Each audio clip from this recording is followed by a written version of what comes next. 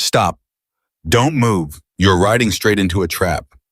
She was 23 years old, homeless, and standing alone in the middle of a dark highway with 49 Hells Angels motorcycles bearing down on her.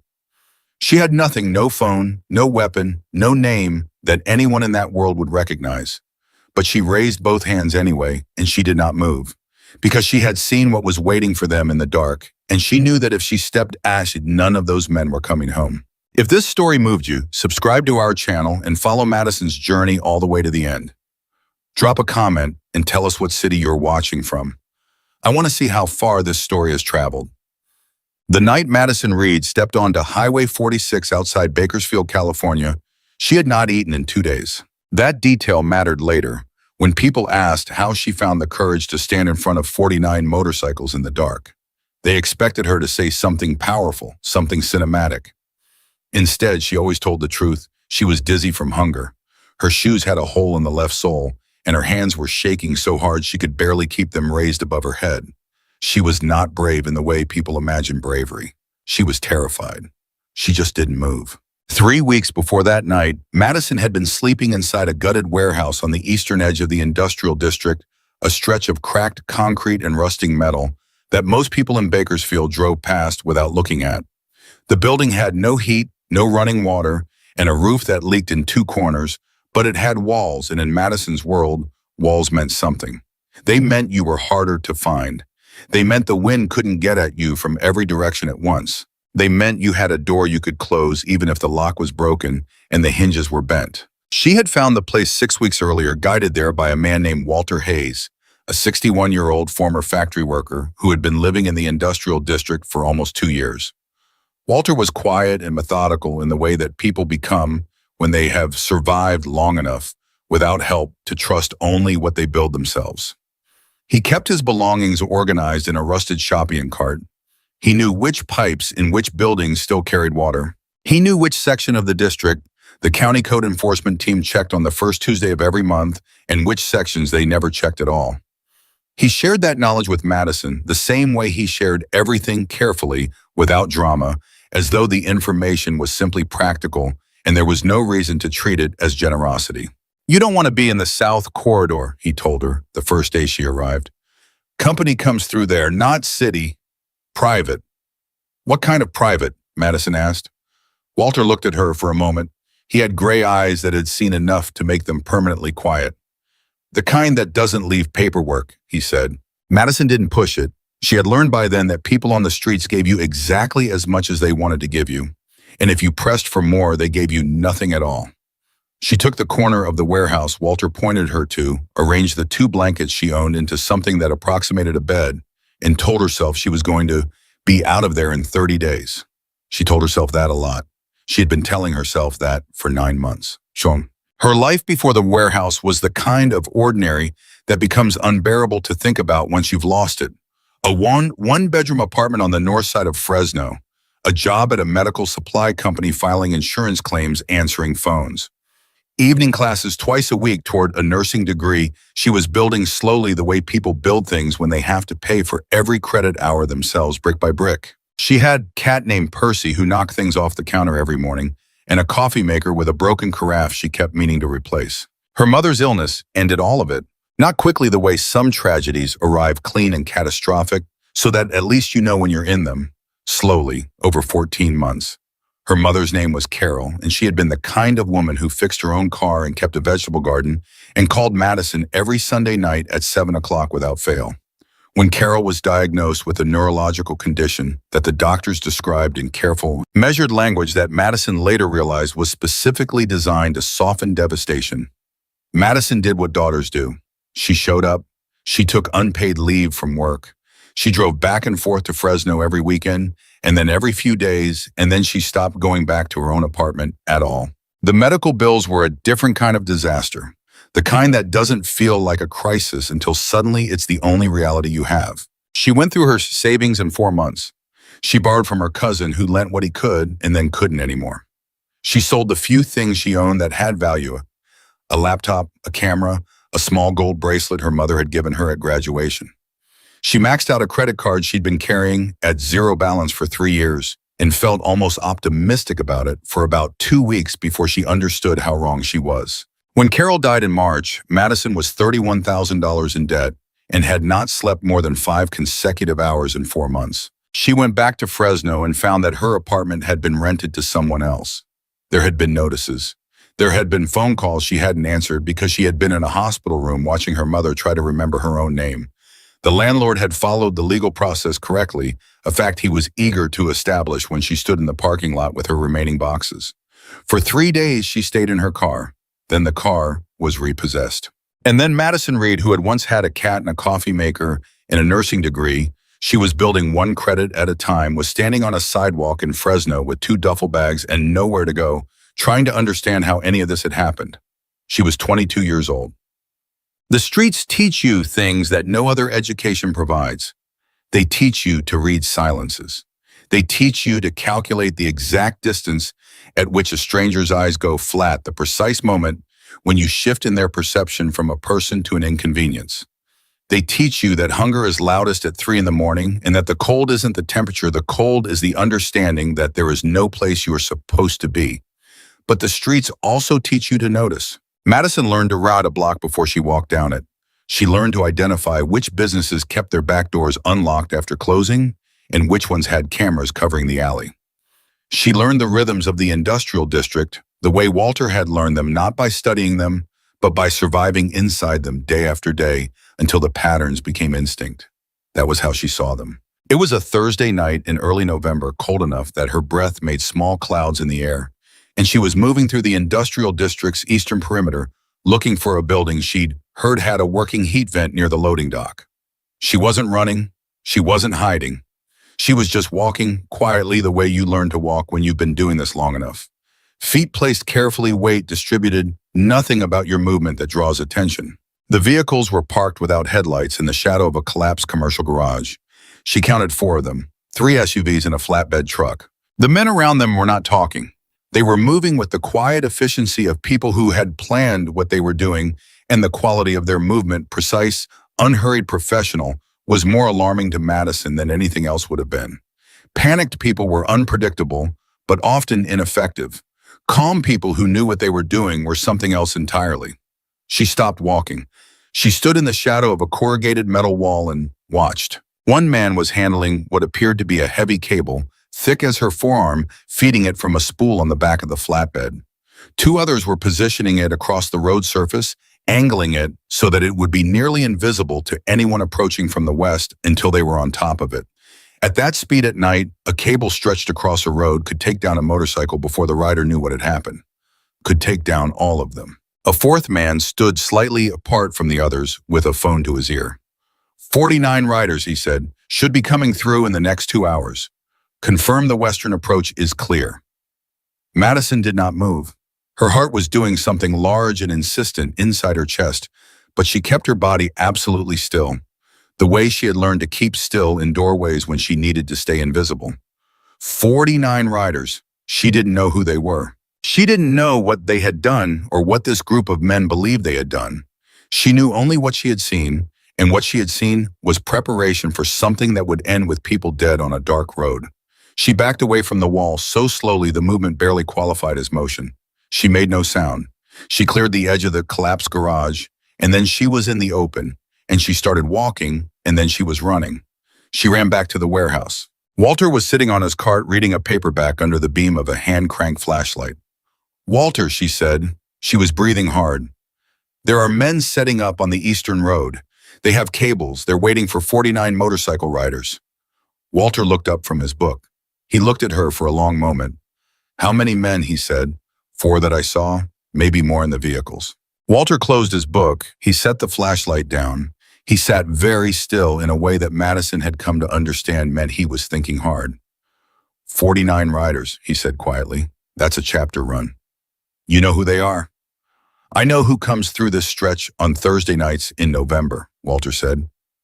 He looked up at her. You can't call anyone Madison. These people, the ones with the cables, they're not the kind that law enforcement moves fast on. Then what do I do? The riders will come from the west, Walter said. The highway access point is about 1.5 miles up. He was telling her something without telling her something. Walter, I can't stop 49 motorcycles. He looked at her steadily. Probably not, he said. You think I should try anyway? He picked up his book again, opened it to the page he had marked, and said without looking up, I think you're the only person who knows what's on that road. And I think you've spent a lot of months wishing somebody had known something about you.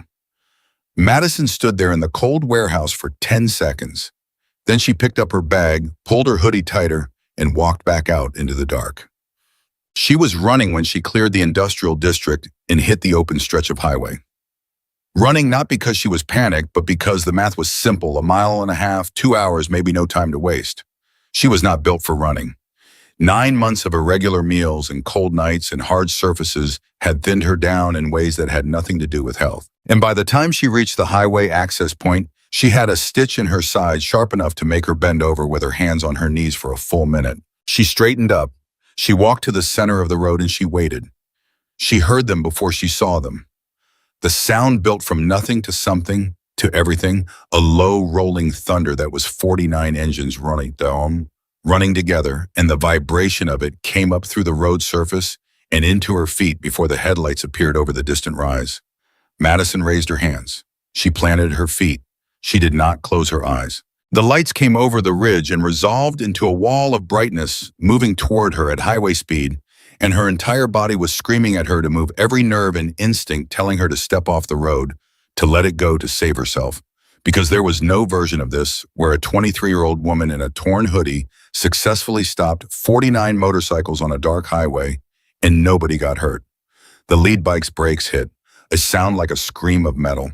Then every bike behind it was braking, and the formation was breaking apart in controlled chaos, riders pulling left and right, and the headlights filled Madison's world completely until she could see nothing beyond the light and the noise, and the heat of 49 engines suddenly stopped 10 feet in front of her.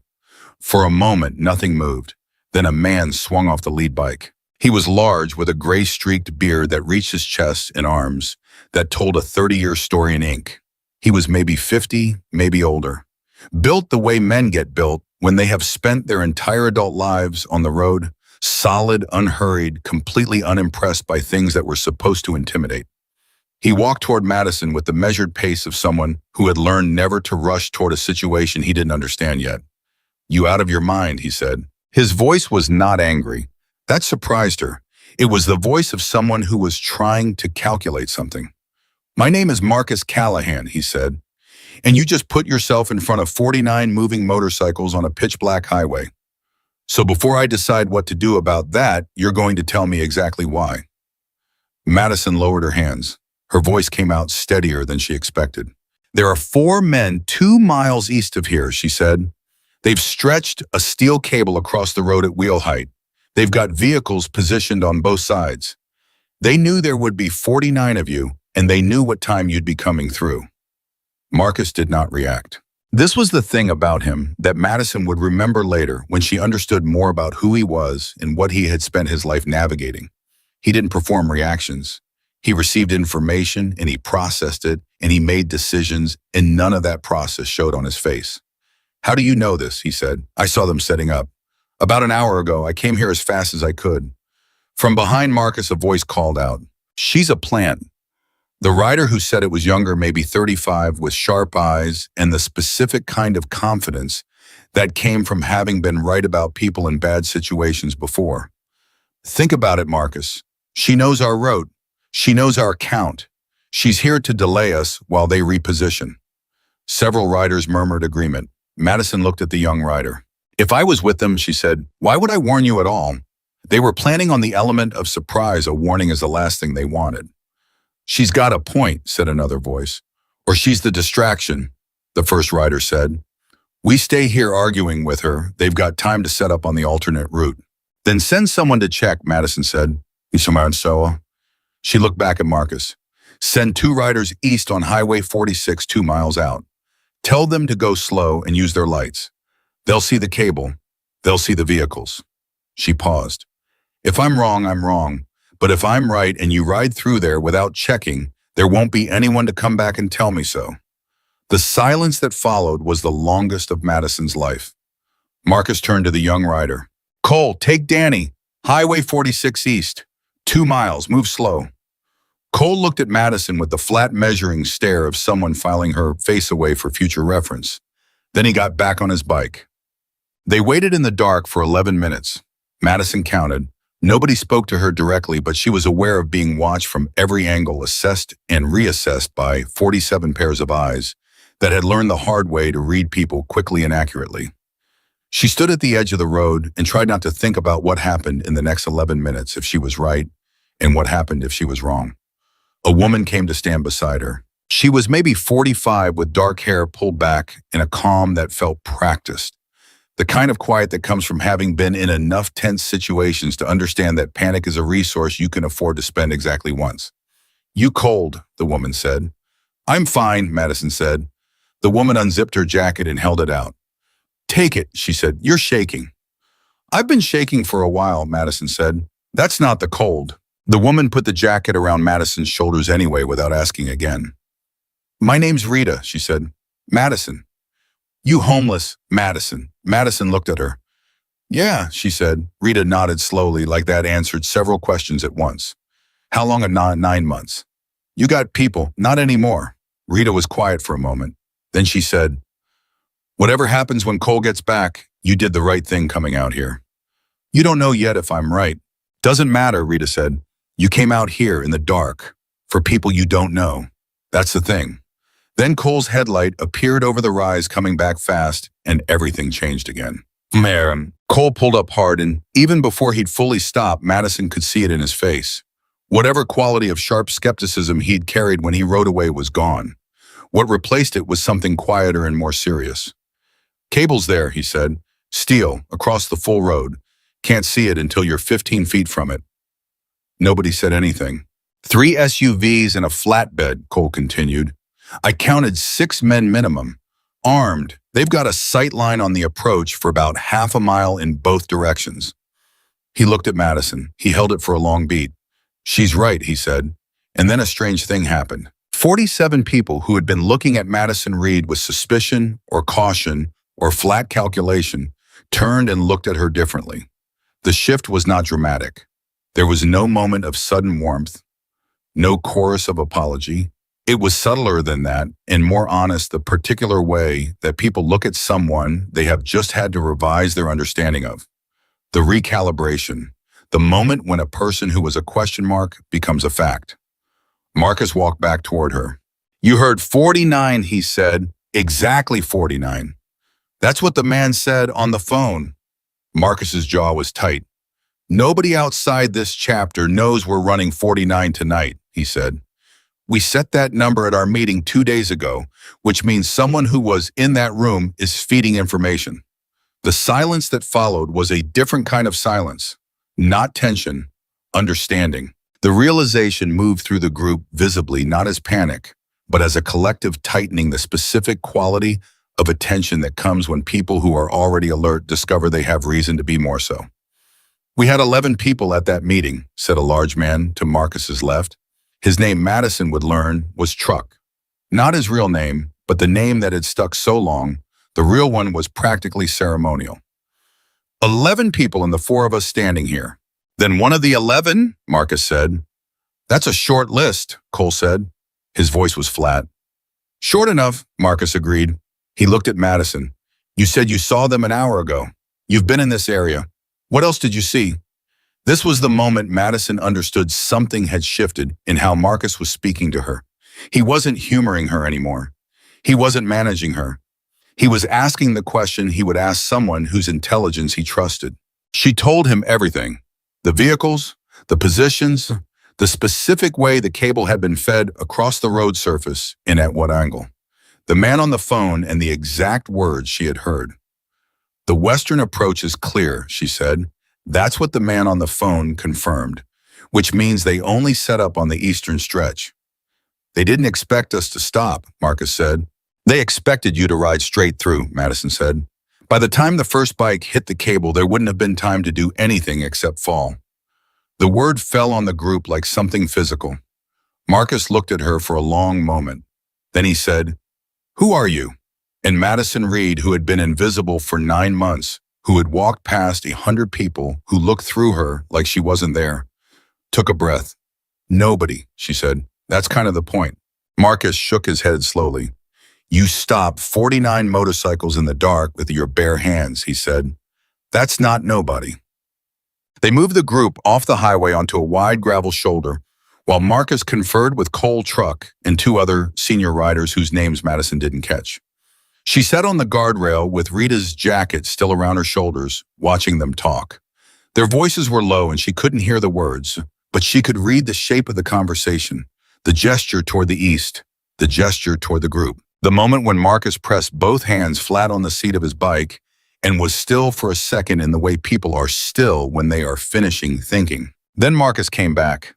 We're not going through there tonight, he said to the group. We're going to sit on this information, and tomorrow morning, we're going to find out who was in that room 2 days ago and why that information ended up with a team of armed men on Highway 46. And them, Cole gestured toward the east, we just let them sit there. They're expecting 49 bikes that aren't coming, Marcus said. Let them wait. Something in his expression shifted. We'll handle it in the morning, the right way. Then he turned to Madison.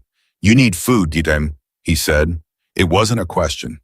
I'm fine, Madison said automatically. Yeah, you keep saying that. He pulled a phone from his jacket. Rita, take her to the truck. I'm not your responsibility, Madison said. Marcus looked at her. Lady, he said, you just saved the lives of 49 people. You are absolutely my responsibility tonight. After tonight, we'll negotiate. Despite everything, despite the cold and the hunger and the still shaking hands and the 9 months of catastrophe that had led to this moment on the side of a dark highway, Madison Reed almost smiled. Almost. She let Rita walk her to the support truck.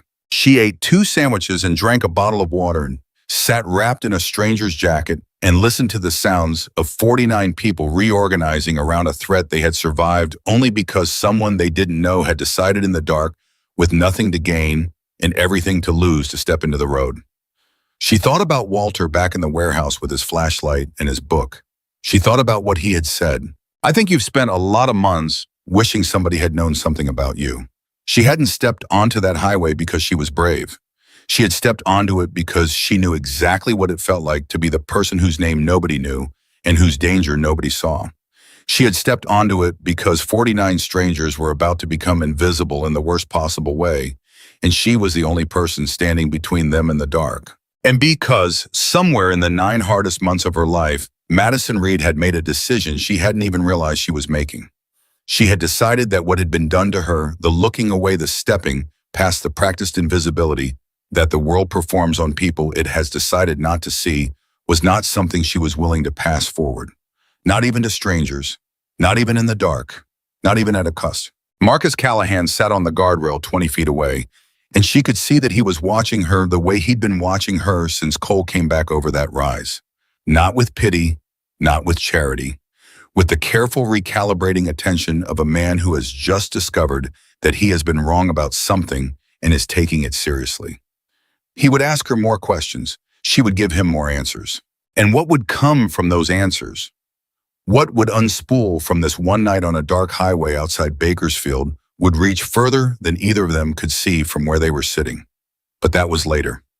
Tonight on the shoulder of Highway 46, a girl who had been invisible for 9 months ate a sandwich wrapped in a stranger's jacket and breathed the cold night air.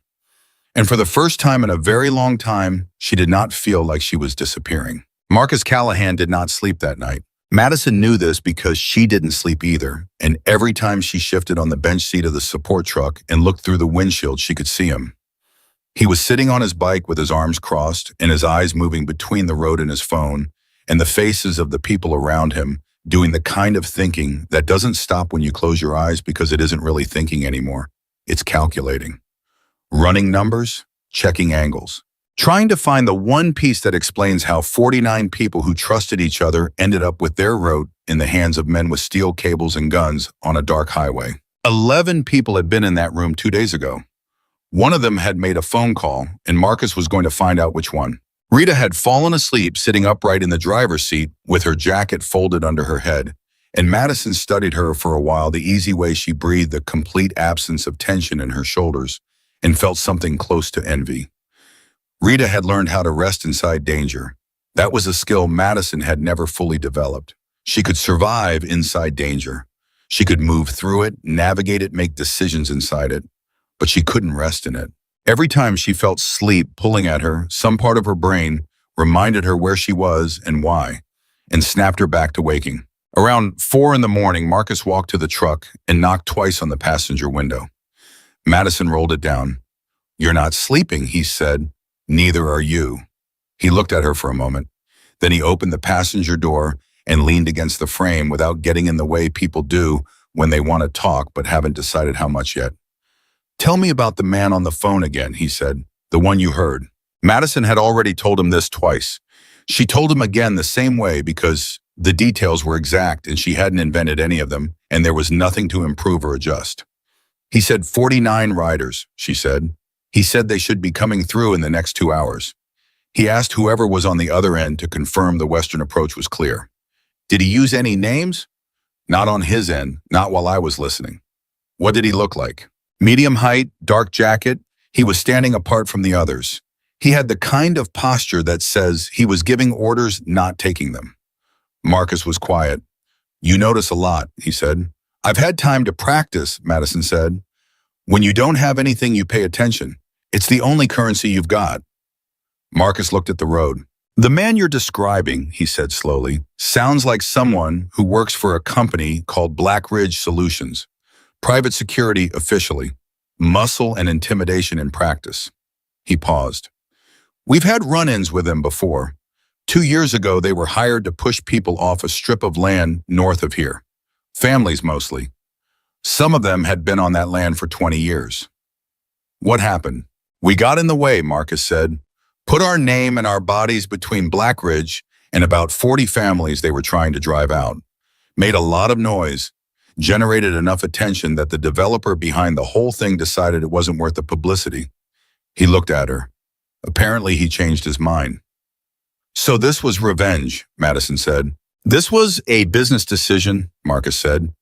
"That's worse than revenge. Revenge is personal. When it's business, they don't stop until the math changes." Madison absorbed that.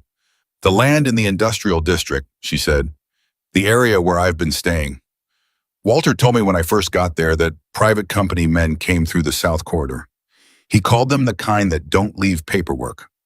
Marcus went very still. It was the kind of stillness that Madison was beginning to recognize as his version of alarm. "Your friend Walter," he said. "How long has he been out there?" "Almost 2 years from what he told me. And he's been watching Black Ridge move through the district for how long?" Madison felt the weight of what he was actually asking. "He keeps things," she said. "Documents, letters. He never said exactly what, but I know he keeps things. He's careful about it." Marcus looked at her for a long time. "We need to talk to Walter," he said. "In the morning," Madison said. "Yeah," Marcus said. "In the morning." He straightened up. "Try to sleep." "I'll try," Madison said. He walked back toward his bike. He didn't sleep either. Morning came gray and cold, and the group moved before the sun was fully up. Marcus had made calls during the night. Madison didn't know to whom, but the conversations had been brief and low and had left him with the kind of focused expression that meant he had more information than he'd started with, and not all of it was reassuring. They rode in a reduced formation, 12 bikes, the rest left at a secured location Marcus arranged with 2 phone calls back toward the industrial district. Madison sat in the cab of the support truck with Rita, who drove without asking for directions and seemed to know where she was going. "You've been here before," Madison said. "We've been a lot of places," Rita said. She drove with both hands on the wheel and her eyes moving. "Marcus doesn't let situations stay unresolved. It's one of his qualities depending on the day." "Is it usually a good quality or a bad one?" Rita smiled. It was a small, dry smile that carried a decade of experience in it. "Both," she said, "often at the same time." They pulled into the industrial district through the north access, the route that avoided the South Corridor and its Black Ridge pattern. The warehouse where Madison had been staying looked the same from the outside, corrugated metal broken hinges, a loading dock with a rusted chain hanging from the winch. Nothing about it suggested that anyone lived there. That was the point. She was out of the truck before it fully stopped. "Walter," she called, walking through the open loading bay. "Walter, it's Madison. I've got people with me. They're not a threat." Silence. She moved to the corner where Walter kept his cart. The cart was there. Walter wasn't. Madison's stomach dropped. She turned to the space reading it, the way she had learned to read spaces. His blanket was folded. His flashlight was sitting on top of it. His book was closed and placed neatly on the blanket face down to keep his page. You don't fold your blanket and set your flashlight down if you're running from something. You leave things the way they fall. He left on purpose, she said. Marcus had followed her in. He looked at the cart. Or someone made it look that way, Cole said from the doorway. No, Madison said. You don't know Walter. If someone had come for him by force, this would look different. He left on his own. He left fast, but not panicked, and he kept something with him because there's a box that's usually here that isn't. She pointed to the empty space beside the cart, a rectangle of less dusty floor where something rectangular had sat for a long time. He took the box, she said. Whatever was in it, he took it with him, and he left before we got here. How would he know to leave? Cole said. He might not have known I was coming back with anyone. He might have just known that last night was the kind of night that changed things. She looked at Marcus. I told you, he's been watching Blackridge for 2 years. He knows their patterns better than anyone. If their crew didn't come back last night with a clean result, he would know that the next move was to eliminate witnesses. Where does he go when he needs to disappear? Marcus said. Madison thought about everything Walter had told her in 6 weeks of living in the same space. The practical information, the routes, the checkpoints. There's a community shelter, she said, St. Augustine's on the east side of town. He mentioned it once not as a place he stayed, but as a place he trusted. He said the director there was an honest woman who didn't ask questions and didn't share information. That's where he'd go, Marcus said. That's where I'd start, Madison said. She was already moving toward the door. They found the shelter without difficulty. It was a wide, low-roof building that had been a community center and been converted with minimal renovation, and it had the specific quality of institutions run by people who care more about function than appearance. The floors were clean, the lights worked, the smell was coffee and industrial soap, and the particular warmth of a building full of people who have nowhere warmer to be. The director's name, as it turned out, was Pauline Okafor, and she was exactly what Walter had described, a compact woman in her 60s who spoke precisely and looked at Marcus Callahan and 11 Hells Angels riders with the calm of someone who had seen enough of the world's variety to be genuinely unsurprised by any particular sample of it. I'm looking for a man named Walter Hayes, Marcus said. He may have come in last night or early this morning. We don't discuss our guests, Pauline said. I understand that, Marcus said, and I want you to know I'm not here to cause him any difficulty. He's a witness to something serious, and the people who want to keep him quiet are better funded and less patient than we are. Pauline looked at him steadily. Then she looked at Madison. You're one of ours, she said to Madison. I've seen you before. You stayed 2 nights about 5 months ago. Yes, Madison said. Why is she with you? Pauline asked Marcus. She's the reason any of us are standing here instead of lying on Highway 46, Marcus said. Pauline was quiet for a moment. Then she said, I'll see if Mr. Hayes wants a visitor. You wait here. She disappeared through an interior door. Cole shifted his weight and looked at the ceiling and made the expression of a man who wanted to say something impatient and was successfully not saying it. Give her the room, Marcus said quietly without looking at him. 4 minutes later, Pauline came back.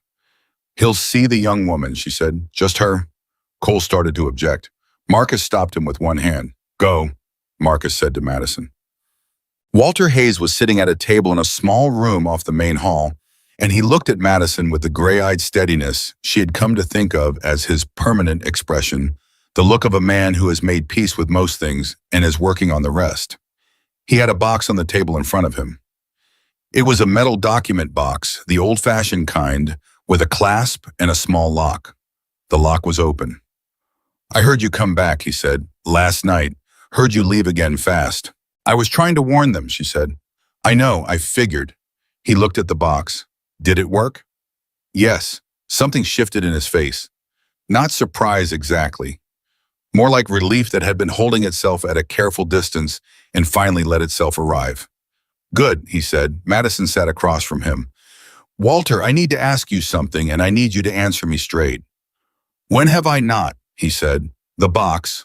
What's in it? He opened the clasp. Inside were documents. Not a few many. Folded letters, photocopies, handwritten notes, printouts of what appeared to be corporate filings. He had organized them with the methodical precision he applied to everything grouped by date and clipped with small binder clips. "I've been collecting these for 22 months, and he said, since Blackridge first came through the South Corridor." He touched the top folder. Eviction notices served on people who didn't legally have to leave. Threats made to individuals who pushed back. I wrote those down the same day they happened, names, dates, exact words.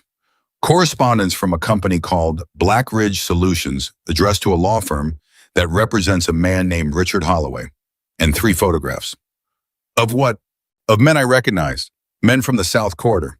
In those photographs, they are meeting with a city planning official whose name appears on 2 of these land use exemption forms. He paused. Those meetings were not official. I was there. I watched them happen. I know the location, the time, and what changed in the city records in the week after each meeting. Madison looked at him. "You've been building a case," she said. "I've been building a record," he said. "I'm not a lawyer. I don't know what it's worth. I know what I saw, and I know I wrote it down because I thought someday it might matter." "It matters now," Madison said. "The men on that road last night, they were Blackridge. And the reason they wanted to stop 49 riders was because those riders were the same group that got in Blackridge's way 2 years ago when they tried to push families off land north of here." Walter was quiet. "Holloway," he said slowly. "Richard Holloway. 2 years ago, the project that stalled was that the Ridgeline development. Madison didn't know. She filed the name. The man running that group is named Marcus Callahan.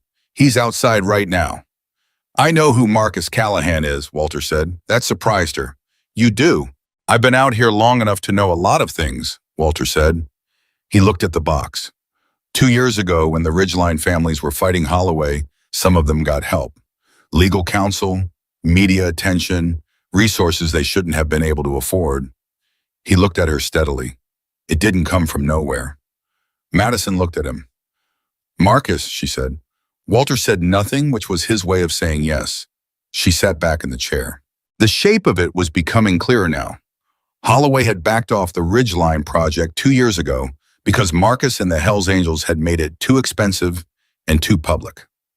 Now Holloway was back, this time with the industrial district, and this time he had decided that the way to clear the path was to remove the obstacle first.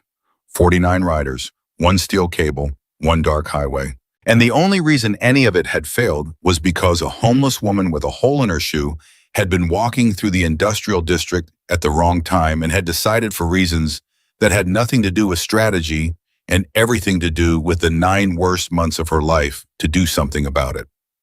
"Walter," she said, "will you talk to Marcus?" "What's he going to do with what I have, oh?" "I don't know exactly, but he's the kind of man who doesn't let situations stay unresolved." She paused. "And what you have in that box needs to be in the hands of someone who can do something with it." Walter looked at the box for a long time. Then he closed the clasp. He picked it up. He stood. "All right," he said. The meeting between Marcus Callahan and Walter Hayes lasted 40 minutes. Madison sat against the wall and watched them and mostly stayed quiet, which was harder than it sounded, because the more she heard, the more the full picture came into focus, and the full picture was larger and darker than she had understood the night before. Blackridge Solutions, Walter explained it as, had been operating in the industrial district for 18 months. Their stated purpose, when they bothered to state one, was site security for a commercial redevelopment project pending approval from the city planning department. Their actual purpose, documented in the letters and records Walter had assembled, was to make the area uninhabitable. Not through official channels, through pressure, through fear, through the specific kind of intimidation that is most effective against people who have no legal standing, no permanent address, no advocate, and no platform. They had approached individuals, Walter named 4 of them, with what they described as voluntary relocation assistance, cash payments, a one-time offer, no negotiation. 2 people had taken the offer. 2 had refused. The 2 who refused had been visited again. The second visits were not offers. "Henry Marsh," Walter said, looking at a page in the file, 63 years old, veteran. He'd been in the South Building for 8 months. After he refused their offer, he came back one night to find his belongings destroyed and a note on what remained of his cart. Walter looked up. The note said the next visit wouldn't be about his belongings. Marcus's expression was controlled, but barely. Did he report it? Cole said from the corner where he'd been standing. To who? Walter said. Without judgment, just the plain fact of it. Cole said nothing. There are 6 other individuals I know of who have been pressured or displaced in the past 8 months. Walter continued. 3 of them I've lost track of. 1 is at St. Augustine's. Pauline knows her situation. 2 are still in the district in the north section because they haven't been found yet. And Holloway, Marcus said. What do you have on him directly? Walter pulled a page from the folder. This is a letter from Blackridge Solutions to the law firm of Greer and Holloway. The relevant section is here. He placed the page on the table and slid it toward Marcus. It references Project Clearfield. That's the name they're using internally for the industrial district acquisition. It specifies that site security services are to continue until occupancy rates reach 0. It is signed by the director of operations at Blackridge. That's not a direct link to Richard Holloway, Cole said. Greer and Holloway is his family firm, Marcus said flatly. His cousin runs it. The letterhead is the link. A good lawyer could argue coincidence. A good lawyer could argue anything, Marcus said. The question is whether we give this to a good journalist before a good lawyer gets involved. He looked at Walter. Do you have more? One more thing, Walter said. He reached to the bottom of the box and retrieved a small envelope. Inside were 3 photographs printed on regular paper, slightly blurred, the way photographs taken covertly and at distance always are. The man on the left in all 3 photographs, Walter said, is the Blackridge operations director. The man on the right is Gary Priest, assistant director of city planning, Kern County. He set the photographs on the table. These were taken outside a restaurant called Vero's on 3 separate dates. The dates are written on the back. On each of those dates within the following 7 days, a land use exemption was processed through the planning department that directly benefits the Clearfield project. Marcus studied the photographs. The silence in the room was the kind that precedes decisions. This is enough to go to the press, Marcus said. It's enough to go somewhere, Walter said. I've known that for months. I didn't go because I didn't know if anyone would listen. People out here, he stopped, started again. People out here say things and they get treated a certain way. A homeless veteran shows up at a news organization with a box of documents. The conversation goes a particular direction real fast. But if the documents come through us, Marcus said, then the conversation is different, Walter said. Marcus looked at him for a moment with an expression Madison could only describe as recognition. The particular look of one person who has navigated a system's indifference, seeing it clearly in another. Yeah, Marcus said quietly. It is. Then Cole's phone buzzed. He looked at it. His face changed. Marcus, he said. Something in the single word made everyone in the room go still. Cole turned the phone so Marcus could read the screen. Marcus read it. He looked up. They know we're here, he said. The message was from a number Cole didn't recognize. 4 words. Leave the box. Now. The room shifted. Not into panic. These were not people who panicked, but into the specific, rapid recalibration of people who had just discovered that the timeline they thought they had was not the timeline that actually existed. How do they know we're at this shelter? Rita said. They don't necessarily, Marcus said. This message could have been sent to multiple numbers. A dragnet. See who responds. Or someone followed us, Cole said. Or someone on our side made a call they shouldn't have, Marcus said. That landed differently. It had the quality of returning to a wound. The traitor in the 11-person meeting. The question that had been sitting under everything since last night, unresolved, waiting. Pauline appeared in the doorway. There are 2 vehicles outside, she said. Her voice was calm in the way of someone who has decided to be calm. They're parked across the street. They haven't moved. How long? Marcus said. I noticed them about 3 minutes ago. They might have been there longer. Walter looked at the box in his hands. I'm not leaving without it, he said. Nobody's asking you to, Marcus said. He looked at Madison. Is there a back way out of this building? Loading area, Pauline said. No, it's not them. Connects to the alley behind the annex. Can your people get us to the alley without being visible from the street? My people, Pauline said with an inflection that suggested she found the phrase apt, know how to move through this building without advertising themselves. Yes. Marcus looked around the room. We move in 3 minutes, he said. Rita, you take Madison and Walter. Cole, you and Davis come with me. We split, we regroup at the north lot. Marcus, Cole said. There was something in his voice, something that hadn't been there before. Marcus looked at him. The message came to my number, Cole said. Not the group line, my personal number. The room went very quiet. Cole's jaw was set. He was not defensive. That was the thing that struck Madison about it. He looked like a man who had just found something in himself he wasn't expecting and was standing in front of it without looking away. Nobody outside the chapter has this number, Cole said. I want to say that clearly. I want everyone in this room to understand that I don't know how they have it, and I'm telling you that directly. Marcus looked at him for a long time. In a lesser man, or in a lesser moment, that look might have been accusation. It wasn't. It was the specific quality of attention that Marcus brought to everything: the receiving of information, the processing of it, the refusal to react before the thinking was done. I hear you, Marcus said. Marcus, I am about to. I hear you, Cole. His voice was even. We move in 3 minutes. Cole held his gaze for one more second. Then he nodded.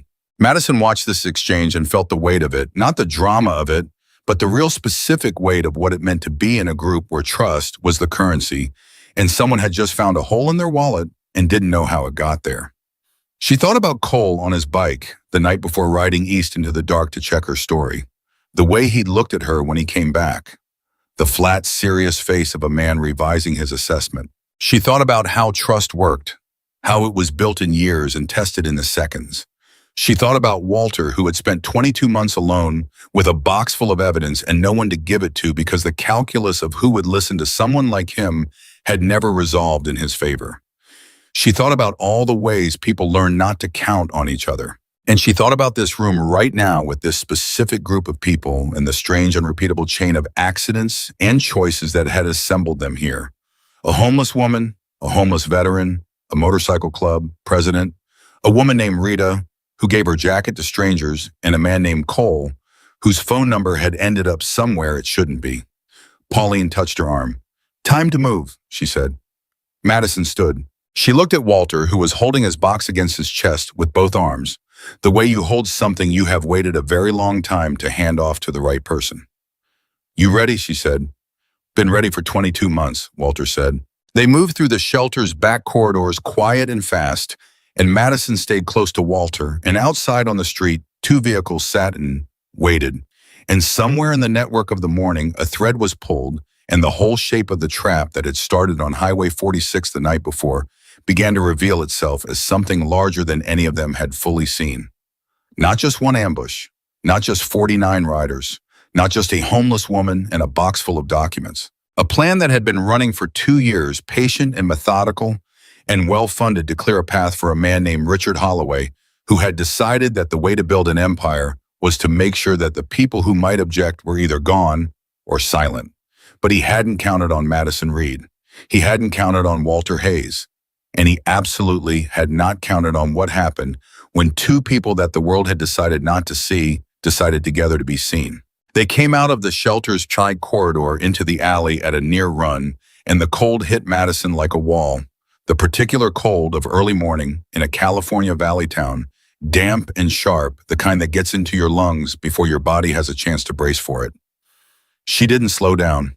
Walter was right beside her, the metal box pressed against his chest with both forearms, and Pauline was 2 steps ahead, moving through her own building's back geography with the confident, unhurried speed of someone who had memorized every exit a long time ago, and for exactly this kind of reason. Rita was at the alley entrance with the truck running. Get in, Rita said, not loud, not sharp, just the flat, functional voice of someone for whom urgency and calm were not opposites. Madison got in the back with Walter. Pauline stopped at the alley entrance and watched them go, and the last thing Madison saw of her was that expression, steady, clear-eyed, the face of a woman who had seen 100 hard mornings and intended to be standing for the 101st. Rita pulled out without headlights for the first half block. Are they moving? Madison said. Not yet, Rita said, but they will be. She turned north on a side street and then west and then north again, running a pattern that felt instinctive. The navigation of someone who had spent years moving through situations where being followed was a real variable rather than a hypothetical one. Walter sat with the box in his lap and said nothing. His breathing was steady. This was something Madison had noticed about him from the beginning, the way he metabolized emergency. Not calmly exactly, but with a kind of acceptance, as though he had done his accounting with danger a long time ago, and the number he had arrived at was one he could live with. "Where are we going?" she asked. Marcus said the north lot. Rita said, 15 minutes. "And if they follow?" Rita glanced at her in the rear view. "Then we handle that," she said. Madison looked out the window at the streets moving past the early morning Bakersfield, that most people never saw the city in its working clothes before anyone had thought to dress it up. She watched the mirrors. Nothing appeared to be following them. That didn't mean nothing was. "Walter," she said. He looked at her. "The name Marcus mentioned last night, Ridgeline. You said you knew about it." "I do," Walter said. "You said help came to those families. Legal help. Resources." She paused. "Did you know it was Marcus?" Walter was quiet for a moment. "I suspected," he said. "I'd seen people like him before. Men who operate on the edges of how things work because they've made their own conclusions about what the rules are actually for." He shifted the box. "I didn't know his name, but I knew what the help looked like, and I knew it came from people who didn't need credit for it. Why didn't you reach out to him directly if you suspected he was the one who helped before?" "Because suspecting and knowing are different things," Walter said. "And because going to the wrong people with what I have in this box doesn't get the truth out. It gets me hurt and the box destroyed." He looked at her steadily. "I needed to be sure." And now he looked at the box. "Last night changed the math," he said. The north lot was a flat expanse of cracked asphalt behind a closed-down distribution warehouse, hidden from the main road by a row of overgrown trees that had probably been decorative once and were now just large enough to be useful. 8 bikes were already there when Rita pulled in, and Marcus was standing at the center of a conversation that stopped the moment the truck arrived. Cole was not among them. Madison noticed this immediately and said nothing. Marcus came to the truck as she and Walter climbed out. "We're clean," Rita said. "Nothing followed us." "Good." Marcus looked at Walter. Then he held out his hand. "Marcus Callahan." Walter took it. "Walter Hayes." "I know what's in that box," Marcus said, "or I know the outline of it. I need you to walk me through the specifics because what I'm planning to do with it depends on exactly what we have and what we don't." "Where's Cole?" Madison said, a beat of silence. "Handling something," Marcus said. His voice was even, but the words sat wrong, and everyone in the group felt it. Truck, who was standing to Marcus's left, looked at the ground. Davis, to Marcus's right, looked at Marcus. These were small movements, but Madison had spent 9 months reading small movements, and what she read in them was that Cole's absence was not simple. "Marcus," she said. He looked at her. She waited. He exhaled through his nose. "Cole went back," he said. "He said he needed to figure out how his number ended up in their hands. He said he wasn't going to let it sit, and you let him go alone." "I sent Danny with him," Marcus said. "Cole is not the leak. I'd stake more than I'm comfortable saying on that." "Then how?" "I don't know yet," Marcus said. His jaw tightened. "And until I know, I'm operating on the assumption that the problem is mechanical, not personal. A phone compromised, a number captured, not a man." He said it with conviction, but Madison heard what lived underneath the conviction, the thing he was actively choosing not to give oxygen to. The doubt that a leader carries when someone in his circle becomes a question mark, the specific weight of it, the way it changes every interaction, even when you won't let it change your posture. "All right," she said. Marcus looked at Walter. "Show me what you have," he said.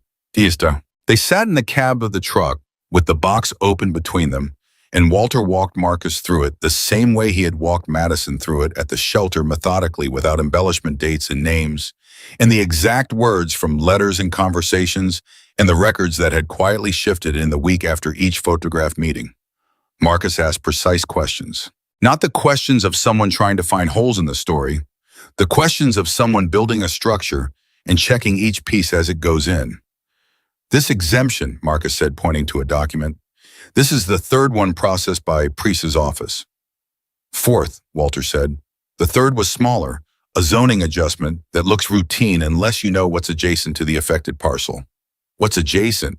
"The north section of the industrial district, the section with water access." Marcus was quiet. Water access, he said. There's a distribution line that runs under the north section, Walter said. If the land above it is commercially rezoned, the access rights transfer with the title. Richard Holloway has been trying to consolidate water distribution rights in Kern County for 3 years. This is the piece he's missing. Madison watched Marcus's face and saw the moment the full shape of it landed. This was never about revenge, Marcus said. No, Walter said. The attack on the highway, taking us out, wasn't personal. It was clearing the board. The Ridgeline project collapsed because of you, Walter said. Not because of bad luck or regulatory problems, because you made too much noise for too long. Holloway has been planning this acquisition for 2 years. He could not afford another Ridgeline, so he decided to remove the variable. 49 riders, Marcus said. And whatever came after, Walter said. He wasn't just planning to stop a motorcycle run. He was planning to generate the kind of situation that removes an organization from the playing field entirely. Criminal investigations, media narrative, community hostility. He paused. He'd done his research. He knew exactly what kind of story writes itself when 49 Hells Angels are involved in a highway fatality. Madison heard this and felt something cold and clear move through her. She had thought standing on that highway the night before that she was preventing a tragedy. She had been right, but she hadn't understood the full shape of what she was preventing, not just 49 deaths, but the deliberate engineered destruction of the one organization that had stood between Richard Holloway and everything he wanted. He needed you gone, she said. Not just injured, gone, in a way that meant you couldn't fight back. Marcus looked at her. Yeah, he said. And without you, the industrial district clears, the north section rezones, the water rights transfer, and 40 families lose access to, he stopped. He looked at Walter. What's downstream from those distribution lines? What does Holloway actually get if he controls that water access? Walter placed another document on the seat between them. Madison looked at it. She was not an expert in water rights or commercial real estate or the specific language of Kern County regulatory filings, but she understood enough of what she was reading to understand why Walter had kept this document at the bottom of the box under everything else. It was a preliminary agreement, undated, unsigned on one side, but very clear in its terms. A framework for selling consolidated water distribution rights to a large agricultural corporation that operated the largest row crop operation in the San Joaquin Valley. The number in the agreement had 8 digits. He's not a developer, Madison said. He's a broker, Marcus said. He's been brokering a water rights deal worth $40 million, Walter said. The industrial district land is the missing piece. The people living in it are the last obstacle. He looked at Madison.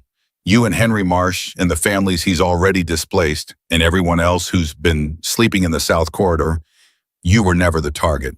You were just in the way. A silence settled over the truck cab. Not the silence of shock, the silence of comprehension. Madison had spent 9 months feeling like the world's most invisible person. She had spent 9 months in a building that nobody looked at on a strip of land that nobody thought about. And the entire time underneath all of it, a deal worth $40 million had been moving forward. One quiet document at a time, and the only thing standing between Holloway and completion was the inconvenient fact that human beings were living on his investment. She thought about Henry Marsh and the destroyed belongings and the note that said the next visit wouldn't be about the belongings. She thought about the 2 people who had taken the cash offer. She thought about Walter, 61 years old, a former factory worker who had come home from a career and found the economy he'd built his life inside had been reorganized around his absence, carrying a metal box through 22 months of cold and hunger. Because he had made a decision, not a dramatic one, not a righteous one, just the plain human decision of a man who believed that what he had witnessed should be recorded, and she thought about how close it had come to mattering to no one. She thought about Highway 46 and 49 headlights. She thought about how thin the line was. We need a journalist, she said. Right now, not tomorrow. I'm working on that, Marcus said. How fast can you get one? Faster than you'd think, he said. He pulled out his phone, and then his phone rang before he could dial. He looked at the screen. The name on it made him go very still. Madison watched his face. It's Cole, he said. He answered it on speaker. Cole. His voice was flat and careful. Marcus, Cole's voice came through the speaker with the particular compression of a call made from somewhere that wasn't quiet. I need you to listen to me and not react until I'm done. Talking, Marcus said. I found the phone problem.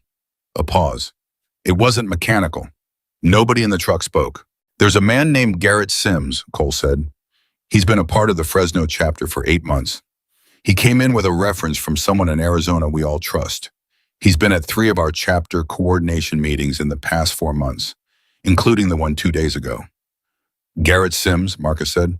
Blackridge recruited him before he ever came to us, Cole said. I don't have proof of everything yet, but I have enough. There's a payment trail on a secondary phone I found in his truck. I'm looking at it right now. Where are you? Marcus said. I'm at his place. He's not here. He left sometime this morning. Cole, Marcus's voice was very controlled. Are you safe where you are right now? A short pause. For the moment, Cole said. Document what you're looking at. Photograph everything. Don't touch what you don't have to touch. And then get out and get to me. There's one more thing, Cole said. His voice changed in a way Madison couldn't immediately name. Something more careful. Something that cost him. Say it, Marcus said. The Arizona reference. The man who vouched for Sims. It's someone you've known for 6 years. Silence. Marcus? Who? Marcus said. One word. Flat as a road. Cole said the name. Madison did not know it, but she watched Marcus's face when he heard it, and what she saw there was not anger, which was what she expected. What she saw was the particular quality of a man absorbing something he had already somewhere very deep prepared himself to know. The specific pain of confirmed suspicion. The thing that is worse than surprise because it means you were right when you wanted to be wrong. Get out of there, Marcus said. Now. The call ended. The truck was quiet. Truck, who had been standing outside and listening through the open window, came around and opened the door. You want me to go get him, Mom? He said. No, Marcus said. Cole can move. I need you here.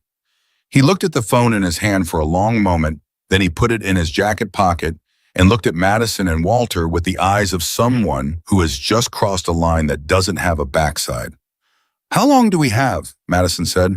Before Blackridge figures out the shelter was a dead end and starts looking for where we went, Marcus said. A few hours, maybe less if they have more eyes in this city than I think they do. Then we move now, Madison said. The journalist. Make the call. Marcus looked at her.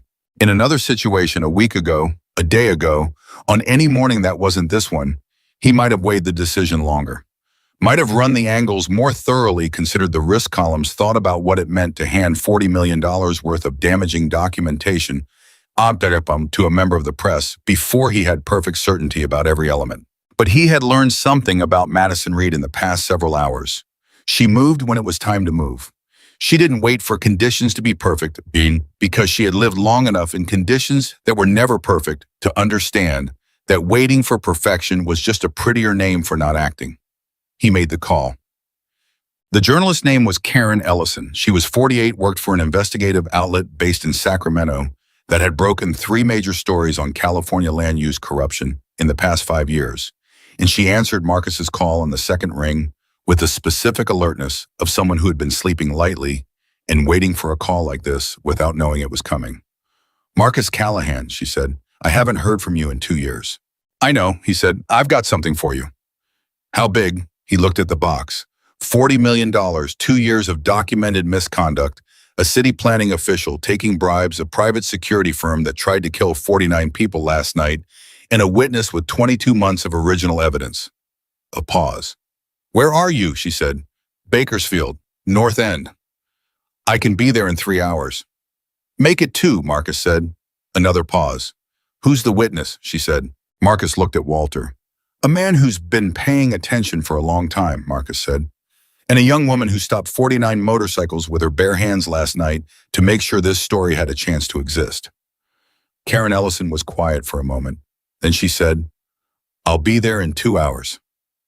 The waiting was the hardest part.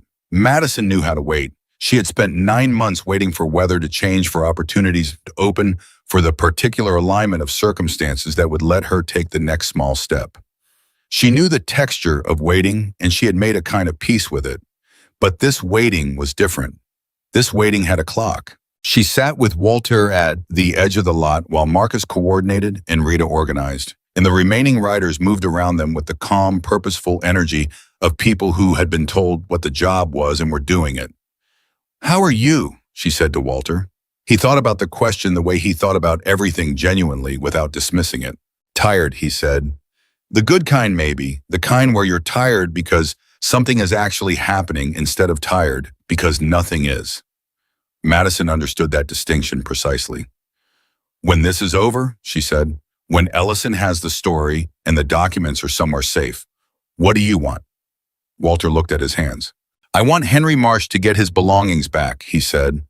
"What's left of them. I want the families that were pushed out to know someone's going to answer for it." He paused. "I want to sleep somewhere warm that doesn't require me to leave before dawn because someone might come through checking. That's all." "That's not small," he said. "No," she said, "it isn't." "What do you want?" he asked. Madison thought about this. She thought about the nursing degree that was still there, technically. The credits hadn't disappeared, the coursework hadn't been unlearned. They were sitting somewhere in a file in a registrar's office in Fresno, waiting like everything she had set down when her mother got sick patient and permanent, waiting for her to pick them back up.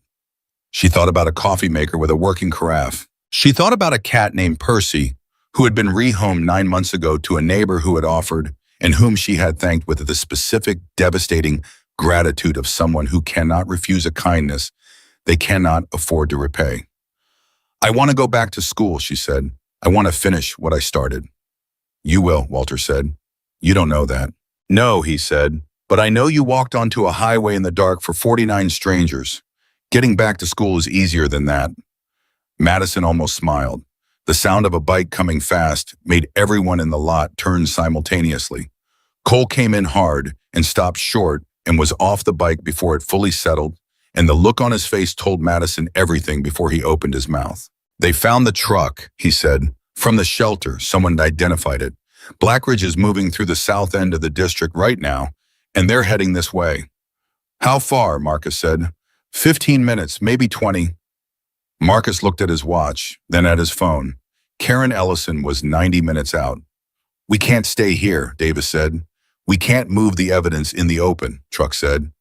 "If they catch us between locations." "They won't," Marcus said. Everyone looked at him. He was looking at Madison. "You know this city," he said. "The parts of it that don't show up the way the rest of it does. The parts that people like you and Walter know, and people like Blackridge's contractors don't." "Yes," she said. "Where do we go that they can't follow?" Madison thought for 3 seconds. 3 seconds was enough. She had spent 9 months learning the city the way it actually was, rather than the way it presented itself. She knew its back geography, its unofficial routes, the places that existed in the gap between what was on a map and what was actually navigable by someone who needed to move without being seen. She thought about the North Channel Road, the one that ran behind the water treatment facility on a service easement that didn't appear on commercial GPS. She thought about the old equipment depot at the end of it, city property padlocked, but accessible through a maintenance gate, that she happened to know was secured by a combination lock rather than a keyed one because Walter had told her this 6 weeks ago, the way he told her everything useful, casually as a fact without ceremony. She told Marcus. He looked at Truck. Truck looked at her. "How do you know the combination?" he said. "I don't," she said, "but it's a 4-digit combination lock on a city maintenance gate. Cole does Danny carry a bolt cutter?" Cole blinked. "Yeah," he said. "Danny always carries a bolt cutter." "Then we're fine," Madison said. And for the first time since Highway 46, Marcus Callahan laughed. It was a short laugh, surprised out of him, genuine in a way that genuine things usually are not performed, not diplomatic. He laughed because a 23-year-old woman who had been homeless for 9 months and had eaten 2 sandwiches in the past 36 hours had just solved his tactical problem with a bolt cutter and 9 months of accumulated street knowledge. "Let's move," he said. Direct. They moved. The North Channel Road was exactly what Madison described, narrow, unmarked running behind the water treatment facility on a gravel easement that bounced the truck badly and was clearly not designed for vehicles larger than the utility pickups the city sent through it twice a month. Rita drove without complaint. Walter held the box. Madison navigated from memory. The equipment depot was a low, wide building with a chain-link perimeter and the padlocked gate exactly where she said it would be. Danny had the bolt cutter through the hasp in under 4 seconds, and they were inside before the dust from their arrival had settled. They waited, 1 hour and 40 minutes. Karen Ellison called when she was 20 minutes out. Marcus went to meet her at the Channel Road entrance because a vehicle arriving at a cut padlock without a guide is a vehicle that asks questions they didn't have time to answer. Madison sat with Walter in the box in the depot and felt the specific quality of time that happens when everything has been done that can be done, and the next piece belongs to someone else. She was exhausted in a way that reached past her body into some other layer she didn't have a name for.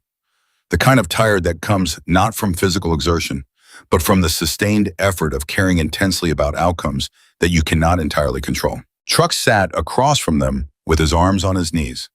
"Can I ask you something?" he said. Madison looked at him. "Last night on the highway," he said, "when you stepped out, were you scared?"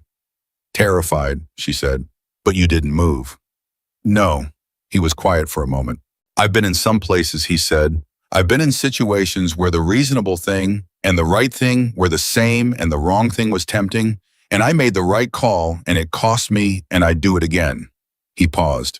"And I've been in situations where the reasonable thing was to walk away and I walked away. And I've lived with that too." He looked at her. "You didn't walk away." "No," she said. "Why not?" Madison thought about it. She thought about what she had told Marcus on the highway, because I know what it feels like when nobody stops. She thought about what she had told herself in the warehouse in the 3 seconds before she started running. "Because I'd already decided," she said, "a long time ago, maybe before I even knew I was deciding, that I wasn't going to be the person who walks past." Truck nodded slowly. "That's a hard thing to be," he said, "the person who doesn't walk past." "Yes," she said, "but the alternative is worse." He looked at her for a moment with the expression of someone encountering a thing they recognize. Then Karen Ellison walked through the depot door with a recorder in her hand and a look on her face that Madison would later describe as the look of someone who has spent a career waiting to be handed exactly what they were just handed. She looked at the box. She looked at Walter. She looked at Madison.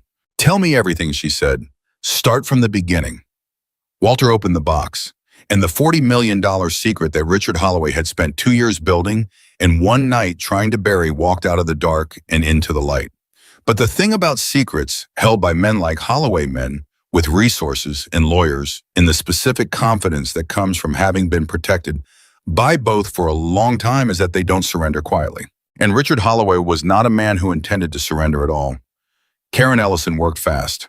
Madison had expected a journalist to ask cautious questions to Hedge to explain the process of verification and the timeline of publication in careful language, designed to manage expectations. Karen did none of that. She sat across from Walter with her recorder running and her notepad open, and she went through the documents the way a surgeon goes through a procedure, precisely without wasted motion. Her questions landing exactly where the next piece of information lived before Walter had finished answering the previous one. She had been doing this for 23 years, it showed. "The fourth exemption," she said, turning a page, "you said this one is different from the first 3. "The first 3 are traceable but deniable," Walter said. "A good lawyer argues coincidence or standard administrative process. The fourth one is different because the parcel affected is landlocked. It has no commercial value without the adjacent water access easement. There is no legitimate reason to expedite a commercial zoning exemption on a landlocked parcel unless you already know the water access is coming." Karen looked up from her notepad. "Which means Priest knew about the water rights consolidation before it was public," she said. "Which means Priest was coordinating with Holloway's operation before any of this was filed," Walter said. "The exemption was the confirmation that the deal was going forward. It was issued 12 days before the preliminary agreement was signed." Karen set her pen down. "You have the preliminary agreement," she said. "Bottom of the box," Walter said. She reached for it. She read it. She read it again.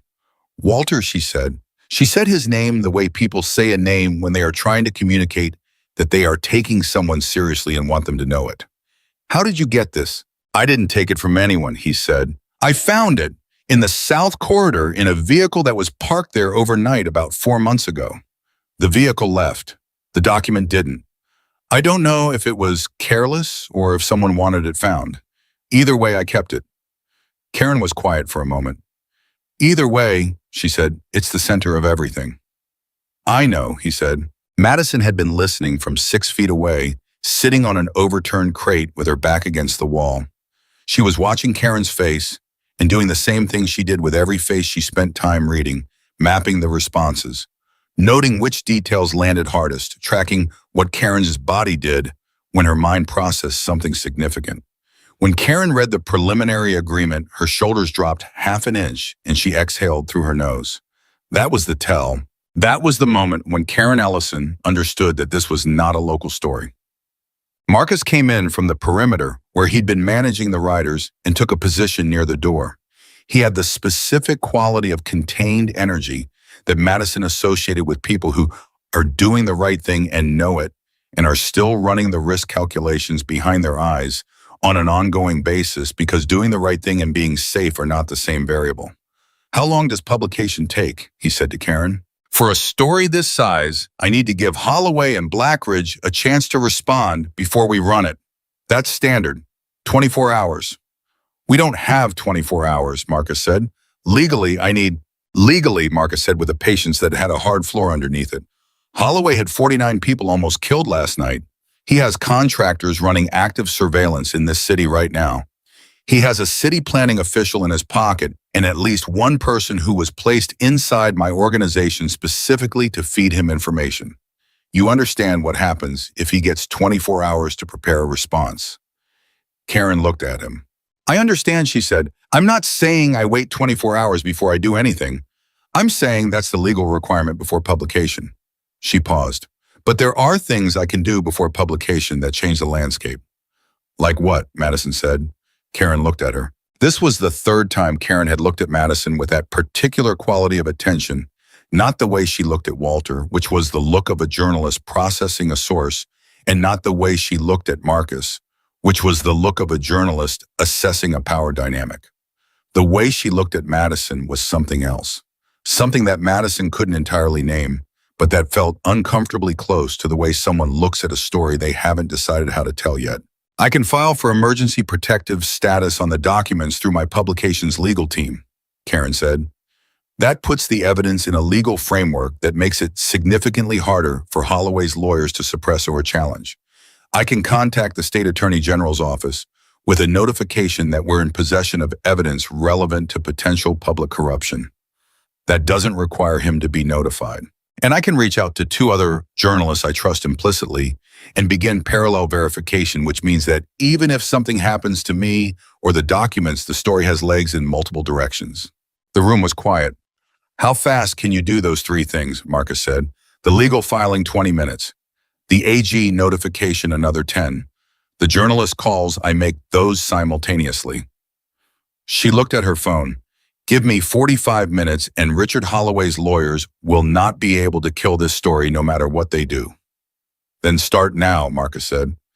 Karen was already dialing. Shibam. While Karen worked, Cole came back.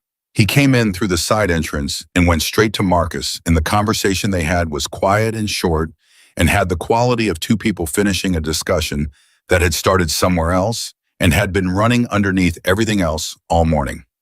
Madison watched Marcus's face and saw the things she had seen earlier, the confirmed suspicion expression, the pain that comes from being right when you want it to be wrong. Then Marcus nodded once and the conversation was over, and Cole came and sat against the wall, near Madison with his arms on his knees and his eyes on the middle distance. You okay? She said. Cole looked at her. He was maybe 35 and he had a face that had been through enough weather, literal and otherwise, to have settled into something that was harder than young faces, but not as resigned as old ones. He was in the middle stretch in the years when you understand enough to know what things cost and haven't yet made complete peace with the cost. I vouched for Garrett Sims to the Fresno chapter, he said. I'd met him twice through mutual contacts. He seemed solid. You couldn't have known, Madison said. No, Cole said, but I didn't know because I didn't look hard enough, and not looking hard enough when it counts is its own kind of failure. Madison thought about what to say to that and decided that nothing she said would help more than just sitting with him in it, which was sometimes the whole of what you could offer a person. After a moment, Cole said, Marcus told me what you did on that highway. Marcus was there, she said. He saw it the same as everyone else. He told me what it looked like from the front of the formation, Cole said. When the lights hit you, he paused. He said you looked like you'd been standing there your whole life, like you knew something we didn't. I knew there was a cable in the road, Madison said. That's all. That's not all, Cole said. He said it simply without drama. You knew that it mattered. That's different from knowing the cable was there. Madison didn't answer. She looked at Walter across the depot, bent over the documents, with Karen, his voice low and precise. 22 months of careful attention, finally finding the audience it had been built for. It always mattered, she said. I just happened to be the one who saw it. Say, Karen finished her calls in 38 minutes. She stood up and something about her posture had shifted. Not relaxed exactly, but settled the way a person settles when they have locked in, and the work has become the only thing. The documents are protected, she said. My legal team has a full digital copy. The AG's office has been notified.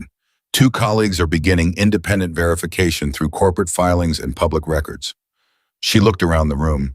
Richard Holloway will not be able to suppress this story. What he can do is complicate it, delay it, and make the next 24 hours very unpleasant for everyone in this building. Define unpleasant, Marcus said.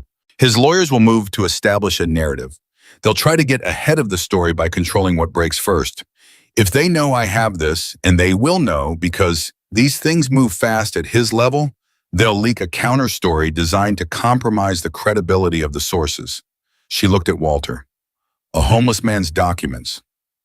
A motorcycle club's testimony. Those are not hard things to spin for a man with Holloway's resources. So what do? Davis said from the corner. We add voices that are harder to spin, Karen said. She looked at Marcus. You said there were families displaced from the Ridgeline project 2 years ago.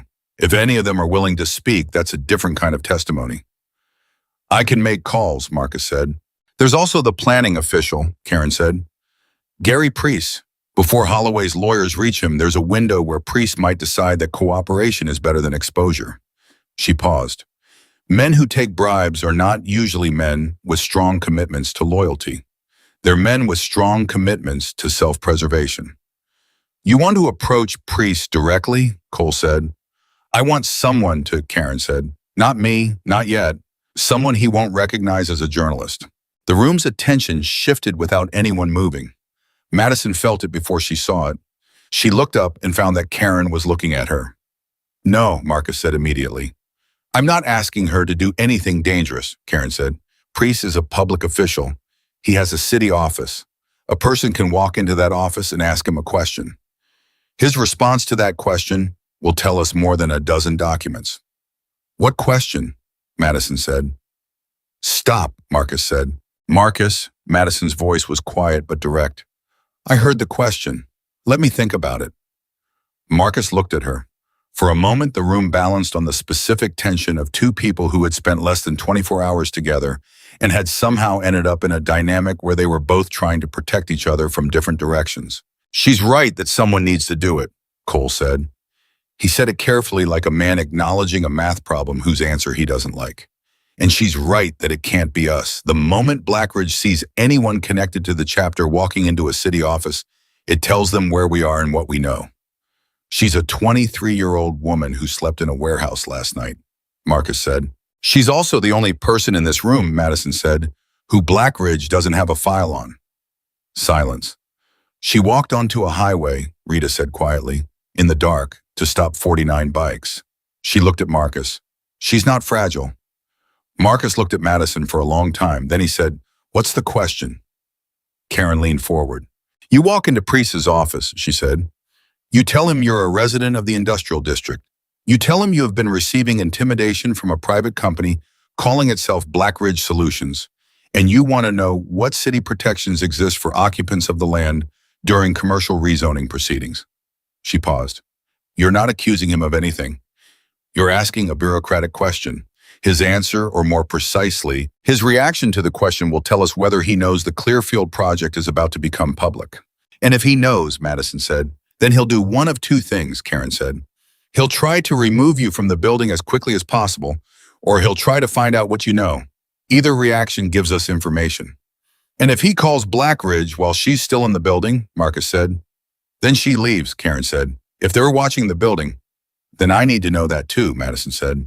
Marcus pressed his thumb and forefinger against the bridge of his nose. It was the first gesture she had seen him make that looked like stress instead of calculation. I don't like this, he said. I know, Madison said. Madison. He said her name the way people say a name when they want the name itself to carry something a full sentence can't. You've done enough. You have done more than enough. You don't owe anyone in this room anything more than you've already given. She looked at him. She had thought about this moment, or a moment like it many times in the past 9 months. The moment when someone offered her a door out of danger, out of obligation, out of the situation that had found her. The offer of a clean exit. She had imagined taking it many times, imagined what it would feel like to step back and let the rest of it belong to someone else. It never felt the way she expected it to. I know I don't owe anyone anything, she said. That's not why. Then why, Marcus said. She thought about Walter's box. 22 months of keeping records that nobody had asked him to keep for people who didn't know he was keeping them. She thought about Henry Marsh and a destroyed shopping cart and a note she had never seen, but whose contents she felt in her chest like something physical. She thought about the 2 people who had taken Blackridge's cash offer and where they were now and whether they slept. Because someone needs to, she said, and I can. Marcus looked at her for 3 full seconds. Then he turned to Karen. What exactly does she need to say? Rita drove her, not all the way to the building 3 blocks away, to a coffee shop on the corner. Because arriving at a city planning office on the back of a Hells Angels support truck was not the entrance they were designing for. Rita parked and turned off the engine and sat for a moment. You've done this kind of thing before, Madison said. It wasn't a question. Not this, Rita said, but things like it. Moving toward the thing that might hurt you because the alternative is letting it hurt someone else. She looked at her hands on the wheel. I've been riding with Marcus for 11 years. I've been in situations. You learn what you're made of. What am I made of? Madison said. Rita looked at her. You already know, she said. You've known since you stepped onto that highway. Madison got out of the truck. She walked 3 blocks. She straightened her clothes, the same clothes she'd been wearing for 2 days, but clean enough, plain enough, the kind of thing you don't notice. She walked into the Kern County Planning Department the way she had learned to walk into any space where her presence might be questioned, head up pace, even expression, purposeful. The specific bearing that says, I belong here, without saying anything at all. She asked the front desk for Gary Priest. The person at the desk told her he was in a meeting. She said she'd wait. She sat. She waited 12 minutes. She counted them.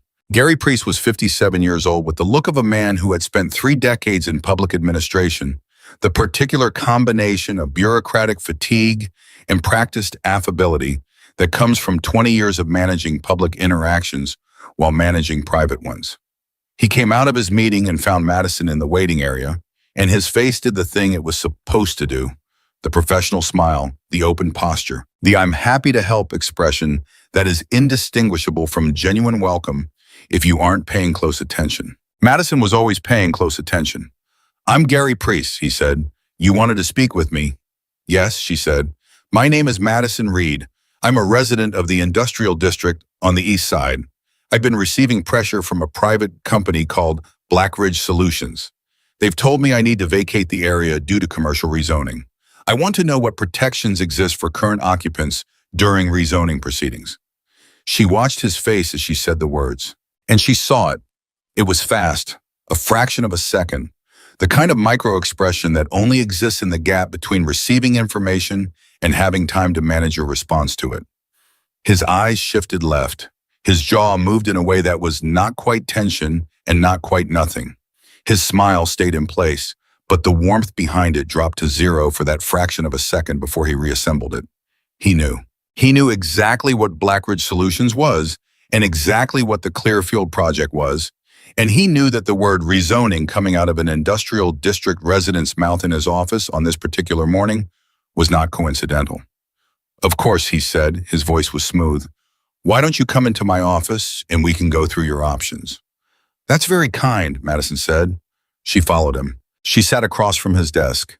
She watched him sit. She watched him fold his hands on the desk, and she watched him arrange his expression into something that was designed to be reassuring and arrived instead as something that a person who had learned to read faces would describe as performed.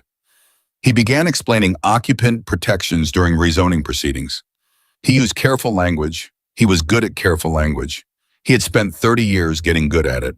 But his left hand was pressing flat against the top of his desk in a way that had nothing to do with the words he was saying. And 3 minutes into his explanation, his eyes went to the phone on his desk in the way eyes go to a thing you're trying not to look at. "Mr. Priest," Madison said. He stopped. "I want to be straightforward with you," she said, "because I think you deserve that." Something shifted in his expression. Something careful.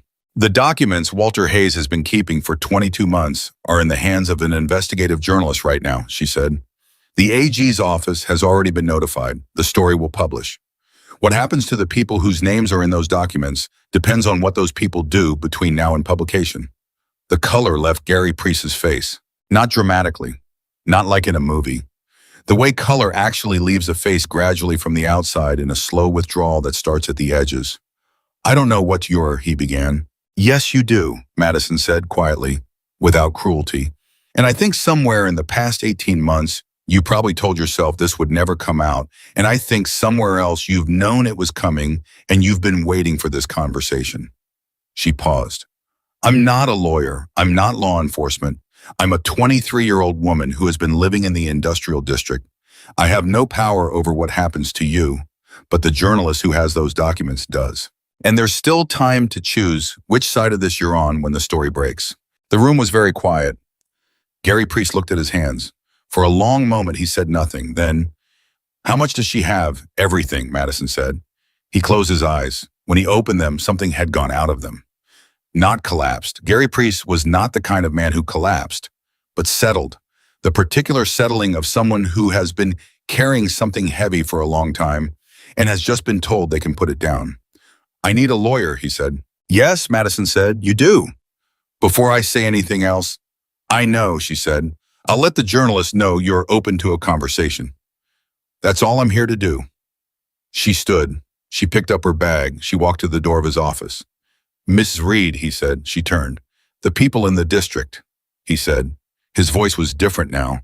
The careful language was gone. "Were any of them hurt the people Blackridge was pressuring?" "Not the way you mean," she said. "Not physically, but yes, they were hurt." He looked at his desk. "I told myself it was just land," he said. "Just parcels and easements and administrative filings." "It was people's homes," she said. "Even if the law doesn't call them that." She left. She was back at the coffee shop in 7 minutes. Rita had the truck running. "Well," Rita said. "He'll talk," Madison said. "He needs a lawyer first, but he'll talk." Rita pulled out. She drove 2 blocks before she said, "How do you know he won't call Blackridge the minute you were out the door?" "Because he asked if anyone was physically hurt," Madison said. "People who are committed to the cover-up don't ask that question." Rita was quiet. Then she said, "That's sharp." 9 months, Madison said, "reading people." When they got back to the depot, Karen was still working at the folding table she'd set up, her phone pressed between her shoulder and her ear, and her pen moving. Marcus looked up when Madison walked in, and the question on his face was the same question Rita had asked, and Madison answered it the same way, short, factual, final. "He'll talk," she said. "He needs a lawyer." Marcus looked at her. He started to say something. He didn't say it. Instead, he reached into his jacket and pulled out a protein bar and held it out. "Eat something," he said. Madison took it. She was about to sit down when Karen put her phone down hard and stood up from her table with the expression of a woman who has just been told something that changes the shape of everything she was already building. "What?" Marcus said. Karen looked at him. "Karen." "Garrett Sims," she said, "the man Cole identified as Blackridge's inside contact." She picked up her notepad. "His real name is Garrett Simmons. He was formerly employed by Blackridge Solutions from 2019 to 2022 as a field intelligence coordinator. He left Blackridge, or appeared to leave Blackridge, and spent 18 months establishing a credible civilian identity before being introduced into your network." She looked up. "This wasn't opportunistic. This was a 2-year placement. They put him in your organization specifically to gather intelligence on your activities and your route planning." The room was absolutely still.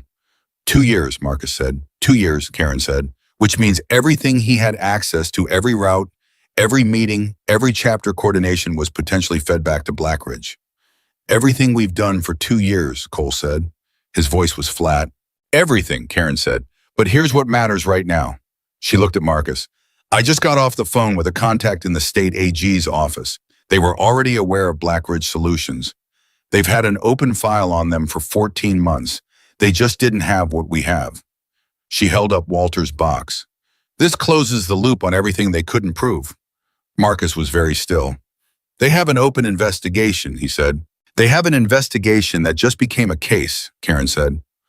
My contact is pulling in the criminal division right now. Attempted murder on 49 people on a state highway is not something the AD's office treats as a civil matter. How long, Marcus said. Before they move on Blackridge. Karen shook her head. I don't know, but the window where Holloway can control this has closed. He just doesn't know it yet. Madison sat down on the crate with her protein bar and thought about that.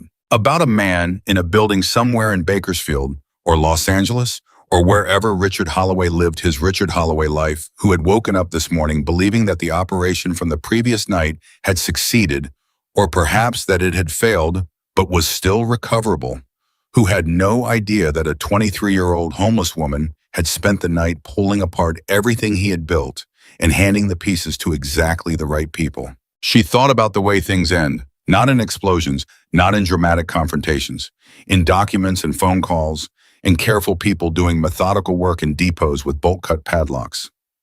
She thought about Walter. She looked at him across the room. He was sitting very still, the box in his lap now, closed its contents no longer secret. He was looking at nothing in particular with the gray-eyed steadiness that was just who he was, and he was breathing evenly, and he looked for the first time since Madison had known him like a man who had put something down and didn't have to pick it up again. She looked at Marcus, who was already on the phone, already working the next thing, already pulling the threads of 2 years of someone else's planning into a shape that he could actually use. She looked at Arita, who was leaning against the wall with her arms crossed and her eyes moving steadily around the room, watching everything and saying nothing the way she'd been watching and saying nothing since a dark highway the night before, and yet somehow always being exactly where the thing needed to happen. She looked at Cole, who was sitting with his back straight and his jaw set already past the self-recrimination and into the clean, functional territory of deciding what to do about it, because that was the kind of person Cole was, underneath the sharpness and the suspicion and the face that filed things away for future reference. These people, Madison thought, this collection of impossible, specific, complicated, trustworthy people. She had stepped onto a highway to save them. She had not expected them to become anything to her. She had not expected to need them to. But somewhere between the highway and the shelter and the depot and Gary Priest's office, the math had quietly changed. And sitting in a bolt-cut depot in North Bakersfield, eating a protein bar with a hole in her shoe, Madison Reed understood something that she had not understood fully when she raised her hands on Highway 46. She had not only stopped 49 people from dying, she had ended 9 months of being invisible. And that was its own kind of miracle. The kind you don't see coming because you're too busy doing the thing that makes it happen. The call from the AG's office came at 2:47 in the afternoon. Marcus was outside the depot when it happened, standing in the cold with his phone pressed hard against his ear, and Madison knew from the way he went still that it wasn't routine. She had been watching him long enough now to read his stillness the way you read weather. The different qualities of it, the way some stillness was calculation and some was reception, and some was the specific motionlessness of a man absorbing something that rearranges the furniture of what he thought was true. This was the third kind. He came back inside 2 minutes later, and the room read him before he said a word. They picked up Garrett Sims, he said. 40 minutes ago, he was at a motel off the I-5 with 2 Blackridge contractors and a laptop that apparently contains 2 years of internal communications. He paused.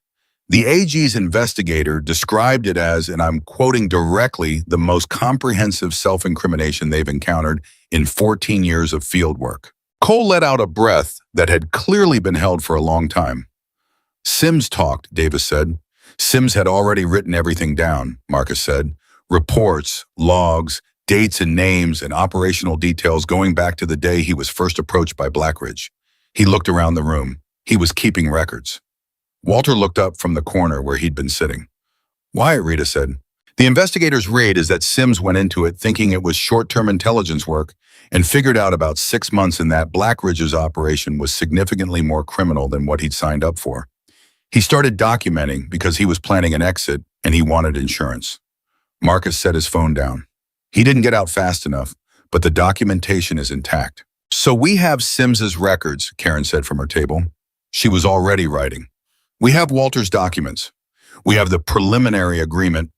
We have Gary Priest open to cooperation. And we have the AG's office with an active criminal investigation. She looked at Marcus. Where is Holloway right now? That, Marcus said, is a very good question. The answer came from an unexpected direction. Karen's phone rang 20 minutes after Marcus's. She answered it, listened for 45 seconds without speaking, and then said 2 words, "Send it," and hung up. She looked at her screen. She read whatever had arrived. She read it twice. Then she looked up with the expression of a woman who has been doing this work for 23 years and has just encountered something that surprises her anyway.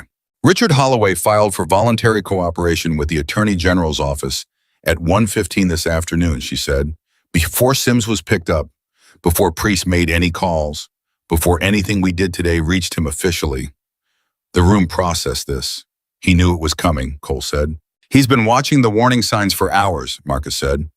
The ambush failed. His inside man went dark. His contractors at the shelter came back empty. He paused.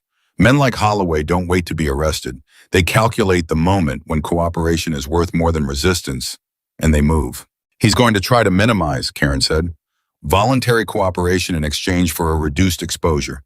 He'll give them Blackridge, the operational side, the contractors, the people who planned the highway ambush, and position himself as a businessman who hired bad security. That's not going to hold, Madison said. Every head in the room turned toward her. She hadn't planned to speak. The words had come out of a place that was less analysis and more the simple, grounded certainty of someone who had spent the morning watching Gary Priest's face and understood exactly what kind of man Richard Holloway was, because she had seen what the edges of his ambition looked like up close in Henry Marsh's destroyed belongings in the note that said, the next visit wouldn't be about possessions. In 6 other people displaced from their lives in the name of a water rights deal worth $40 million. He signed the preliminary agreement, she said. His family firm's letterhead is on the Blackridge correspondence. The 4th exemption went through Priest's office 12 days before that agreement was signed. The timeline is not ambiguous. She looked at Karen. A man who voluntarily cooperates with an investigation into his own operation doesn't get to reframe himself as a victim of his contractors. Not with what's in that box. Karen looked at her. You're right, she said. And she said it the way she'd said Walter's name earlier, with the specific weight of someone communicating that they are taking a person seriously. She should be there, Karen said. She looked at Marcus. When I sit down with the AG's team, Madison should be there. She's not a party to the investigation, Marcus said. She's the person who made the investigation possible, Karen said. And she's the person who talked to Priest this morning and got him to consider cooperating. The AG's team needs to understand the human geography of what happened here, not just the documents. She paused. And frankly, Madison Reed walking into that room is its own kind of testimony. Marcus looked at Madison. Madison looked back at him. She thought about what Karen was actually asking. Not just for her presence, for her story. For 9 months of invisible survival to be handed to a room full of official people as evidence of what this operation had done and what it meant that it had been stopped. She thought about what it would cost her. She thought about what it would cost the people who hadn't been in that room. Henry Marsh, the families from the South Corridor, the 2 who had taken the cash offer and were somewhere in the city carrying the specific shame of having yielded to a threat they had no resources to resist. Okay, ba, she said. Chada. They left the depot at 4 in the afternoon. Karen rode in the truck with Madison and Walter. Marcus and 4 riders followed at a distance that was visible enough to communicate presence and discreet enough not to generate incident. Cole stayed back with Davis and truck, not as a punishment, and Madison understood this clearly when she saw the look Marcus gave him before they left. A look that was clean and direct and communicated without words, that the question of Cole's loyalty was settled and had been settled and was not open for revisitation. Cole stayed back because they needed people at the depot until the documents were officially transferred into the AG's custody. That was the chung, and Cole was reliable. The drive to the regional AG's office took 22 minutes. Madison spent 18 of those minutes in a state she didn't have a clean name for. Not fear, because she had been afraid at several points in the last 18 hours. And this was different from that quieter, heavier, the feeling of moving towards something significant and irreversible rather than away from something dangerous. Not excitement, not calm. Walter put it into words without being asked, which was the thing he did sometimes, reached into the silence and pulled out the sentence that was living there. It's the feeling of a thing being real, he said, after a long time of carrying it by yourself. Madison looked at him. Yes, she said. Gets easier once you're in the room, he said. First 30 seconds are the hardest. You've testified before. Factory safety hearing, he said. 2019. Different situation. Same feeling walking in. He looked at the box in his lap. Same box, actually. Madison almost laughed. She didn't, because the laugh was sitting right next to something else. A tightness in her chest that had been building since they left the depot and had nothing to do with danger and everything to do with the recognition that she was about to do something she had been, without knowing it, moving toward for 9 months. She was about to be seen, not noticed, not assessed, not managed or processed or looked through. Seen. The full version of it. Her name, her history, her 9 months, her mother, the apartment she'd lost, the nursing degree. She hadn't finished the night on the highway. All of it handed to a room full of people who would record it and file it and attach it to a case number. Made permanent. She thought about her mother, about Carol, who had kept a vegetable garden and fixed her own car and called every Sunday at 7, who had built a daughter who would step onto a highway in the dark for strangers.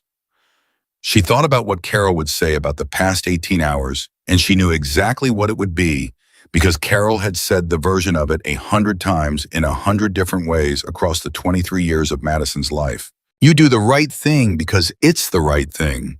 The rest of it sorts itself out. The rest of it sorts itself out. Walter, she said, yeah. Thank you for pointing me toward the highway. He was quiet for a moment. I pointed you to the access road, he said. You decided the rest. You knew I would. He turned and looked at her with the gray-eyed steadiness that she would carry with her for the rest of her life, as the look of a person who sees you clearly and isn't afraid of what they see. I hoped, he said.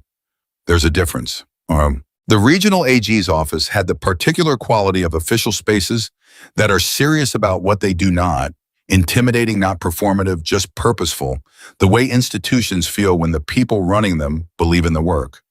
The investigator assigned to the Blackridge file was a woman named Sandra Cho, 43 years old, with the specific quality of attention that Madison had seen in Karen and in Marcus. The kind of focus that doesn't leak around the edges, that stays exactly where it's pointed. Sandra Cho shook Madison's hand first, then Walter's, then Karen's. Then she looked at the box. I've been waiting for this box for 14 months, she said, in the sense that I knew something like it had to exist somewhere and I couldn't find it. Walter found it first, Madison said. Sandra looked at Walter. You kept this for 22 months, and she said, on your own, with no institutional support. It needed keeping, Walter said. Sandra nodded, once the nod of a person who understands exactly what that cost and is not going to pretend otherwise. They sat, and Madison told her story. Not the version she'd told Rita on the side of the highway in fragments, and not the version she'd given Marcus in the cab of the truck at 4 a.m. The full version, beginning with Carol's diagnosis and the medical bills in the apartment in the Fresno sidewalk with 2 duffel bags, the industrial district, Walter, the cold, the 9 months of learning to be invisible, the night she walked the perimeter and found 4 men and a steel cable and understood in the wordless, animal way of someone who has survived by reading situations accurately that what she was seeing was preparation for mass death. She told it straight, without editorializing, without the apologetic hedging she had learned to apply to her own story in the months when telling it had felt like asking for something she wasn't sure she deserved. She told it like it happened. Sandra Cho listened without interrupting. She took notes. She asked 2 clarifying questions at the end, both of which were precise and indicated that she had heard every word. Then she said, Ms. Reed, I want to be direct with you about something. Please, Madison said. What you did on Highway 46 last night legally. Technically, it is not the kind of action that generates formal recognition from this office. We don't have a mechanism for that. But the investigation that is now open, the charges that will be filed, the people who are going to be held accountable for what was done in the industrial district and what was planned on that highway, none of that exists without you. She paused. I want you to know that this office understands that. Madison sat with that for a moment. She didn't know what she had expected from official recognition, having never received it before. She had expected it to feel larger, maybe, more external, more like something being given to her from the outside. Instead, it felt quiet, confirmatory, like hearing someone say aloud a thing you had already somewhere deep decided was true. Thank you, she said. Walter placed the box on Sandra Cho's desk. He took his hands away from it. He sat back in his chair, and Madison watched his face in that moment. The moment of release, the specific expression of a man setting down the thing he had carried for 22 months, and it was the most honest thing she had seen in a very long time. Richard Holloway was formally charged 11 days later. The charges included conspiracy to commit murder, criminal solicitation, bribery of a public official, and a series of financial fraud counts related to the Clearfield project. Gary Priest, who had retained a lawyer within 4 hours of Madison's visit to his office, entered a cooperation agreement that the AG's office described publicly as comprehensive. The Blackridge operations director and 4 contractors involved in the highway ambush were arrested within 48 hours of Sims's pickup. Garrett Sims himself, whose 2 years of careful documentation turned out to be more thorough than even he had understood, received a significantly reduced charge in exchange for full testimony. The story Karen Ellison published ran 4,200 words on the front page of her publication's digital edition and was picked up by 17 other outlets within 24 hours. It named names. It traced the money. It laid out in the clean, irrefutable language of documented evidence exactly what Richard Holloway had done and exactly who it had been done to. Madison read it sitting in Pauline Okafor's office at St. Augustine's shelter on a laptop Pauline had handed to her without comment. She read it twice. She read the paragraph about herself, a 23-year-old woman without stable housing who, according to multiple witnesses, positioned herself in the path of 49 oncoming motorcycles on a dark state highway to prevent what investigators now believe would have been a mass fatality event, and felt the particular strangeness of reading your own life described in language designed to communicate its significance to people who weren't there. Pauline was watching her. How does it feel? She said. Madison thought about the question. Strange, she said, but not bad strange. She looked at the screen.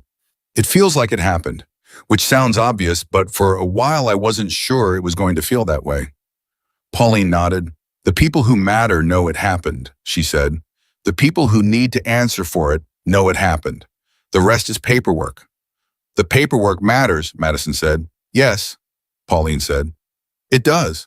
Her phone buzzed. It was Marcus. She answered it. You read it, he said. Just finished. Karen did right by all of it, he said. She did. A pause. I need to tell you something, Marcus said, and I'm going to say it directly because I don't know another way. Okay, she said. The chapter met this morning, all of us. The full membership, not just the riders who were there Thursday night. He paused. We took a vote. Madison waited. We want to help you get back to school, he said. Not as charity, not as something that makes us feel good about ourselves. As a debt, the kind that actually means something. Another pause. Rita started a fund the morning after the highway. By the time I checked it this morning, it was enough to cover 2 years of tuition and living expenses. Madison said nothing. Madison. I'm here, she said. Her voice was not entirely steady. You don't have to take it, he said, but I'm asking you to take it. Because you stepped onto that highway for 49 people who didn't know your name, and taking care of what comes next is the thing we can do. And we want to do it. He paused. Rita will be angry with me if you say no. Rita is going to be angry with you anyway, Madison said. Marcus laughed, the same short, genuine surprise laugh she'd heard in the depot when she'd solved the problem with a bolt cutter. Probably true, he said. So Madison looked out the window of Pauline's office. She thought about Percy the cat and the coffee maker with the broken carafe and a nursing degree sitting in a registrar's file in Fresno with her name on it, patient and permanent, waiting to be picked back up. She thought about her mother's Sunday phone calls. She thought about Highway 46. Tell Rita thank you, she said. From me. I'll tell her you said yes, Marcus said. That too, she said. Stone. 3 weeks later, Henry Marsh got a call from the AG's Victim Services Unit. Madison was with him when it happened, sitting across from him in the common room at St. Augustine's, where he'd been staying since a representative from the city's emergency services office had contacted Pauline's shelter following the story's publication. Henry was 63 and had a veteran's posture, straight-backed, deliberate, and hands that told 30 years of working with them.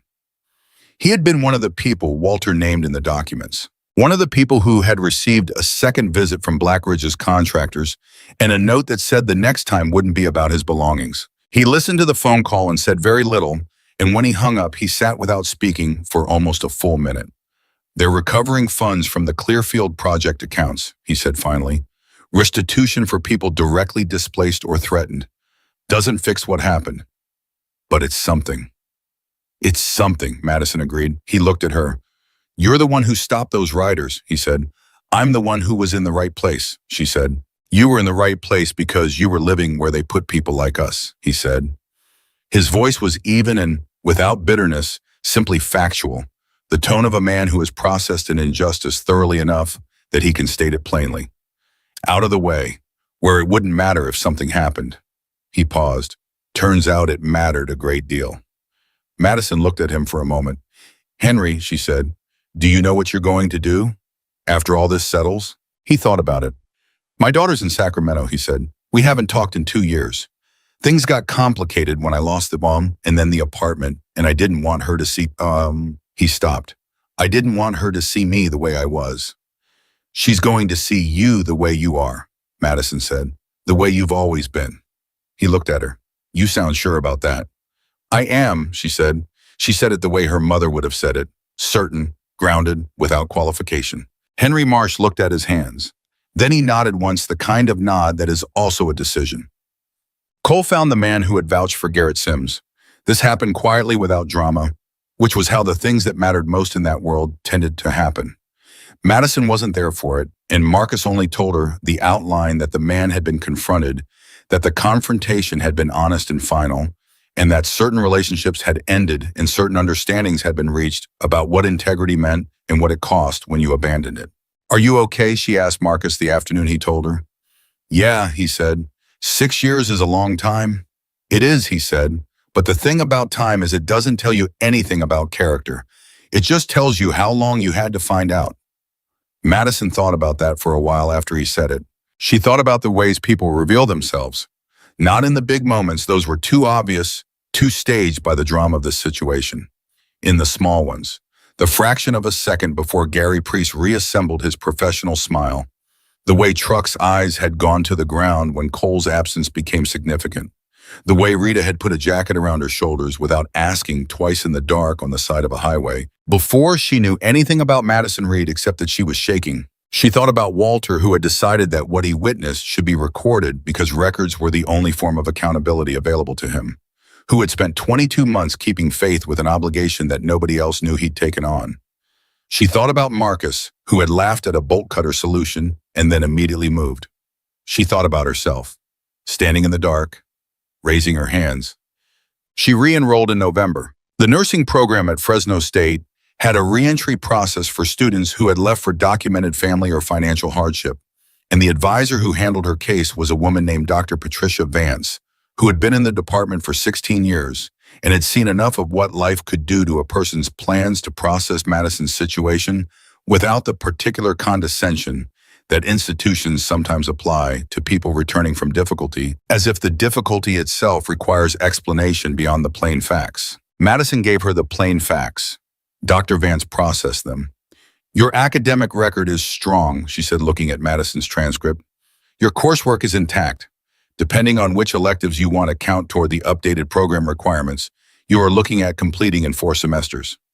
2 years, Madison said. 2 years. Dr. Vance confirmed.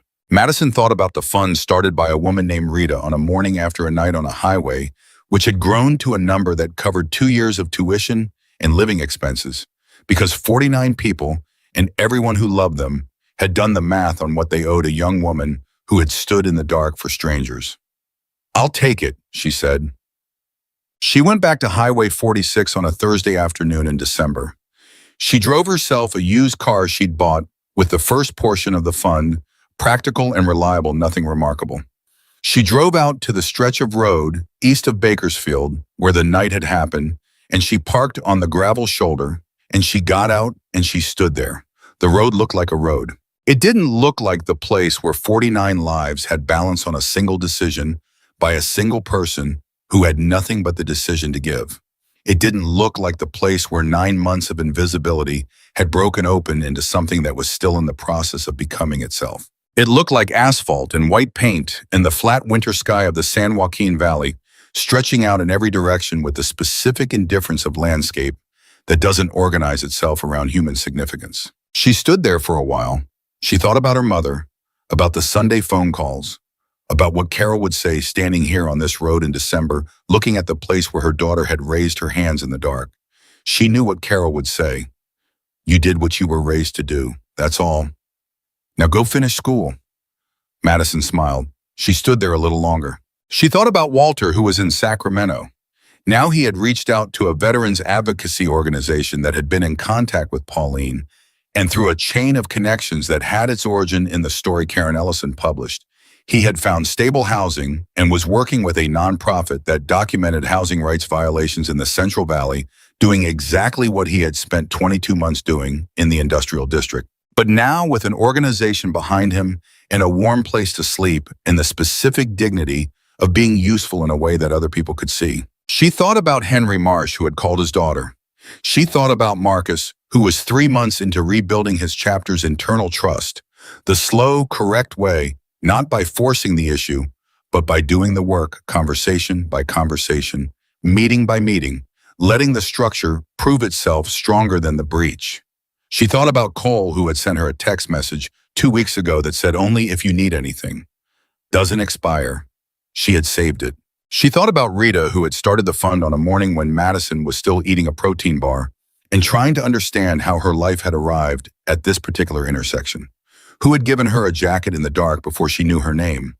Who was Madison had come to understand the kind of person who operates on the principle that if you see something that needs doing, the question of whether you know the person it needs doing for is not actually relevant. She thought about Pauline Okafor, who had moved 16 residents of St. Augustine's into transitional housing in the 8 weeks following the publication of Karen's story, using a combination of emergency city funds released in the wake of the Clearfield investigation and private donations from people who had read the story and wanted to do something that wasn't just reading. She thought about the shape of what one decision can make. Not because one decision is magic, not because one brave act rewrites the rules of how the world works and suddenly the systems that failed these people stop failing them. The systems were still broken. The next Richard Holloway was somewhere planning the next version of Clearfield. The industrial district still had people in it who were cold and invisible and carrying stories no one had thought to record yet. She knew that. She had lived inside it. But she also knew that on a night in November 49, people had ridden toward a steel cable in the dark, and one person had been standing between them and it, and that had mattered. That had cascaded. That had pulled a thread that Walter Hayes had been holding for 22 months and brought it to the hands of people who could use it, and Richard Holloway was now facing criminal charges, and Gary Priest was cooperating with investigators, and 6 families displaced from the industrial district were going to receive restitution, and Henry Marsh was talking to his daughter again. One decision, made in the dark, by a person who had nothing. Madison Reed stood on the shoulder of Highway 46 in December and looked at the road where she had raised her hands and did not move. And she understood fully, finally, in the way that some truths only arrive when you are standing in the exact place they were made, that bravery is not the absence of fear. Bravery is the decision made in the 3 seconds before your legs remember how to run, that the person in front of you matters enough to stay. She had been invisible for 9 months. She had been ignored by 100 people who looked through her like she wasn't there. And when it was her turn to look away, she didn't. That was the whole of it. She got back in her car. She drove toward Fresno. She had class in the morning. A homeless girl once stood alone on a dark highway with nothing but the truth of what she'd seen and the choice of what to do with it. And because she chose to stay at 49, men came home, a 22-month record, found the hands it was built for a $40 million scheme, collapsed into accountability, and every person who had been made invisible by one man's ambition found someone who finally permanently refused to look away. She had nothing. And with nothing, she changed everything.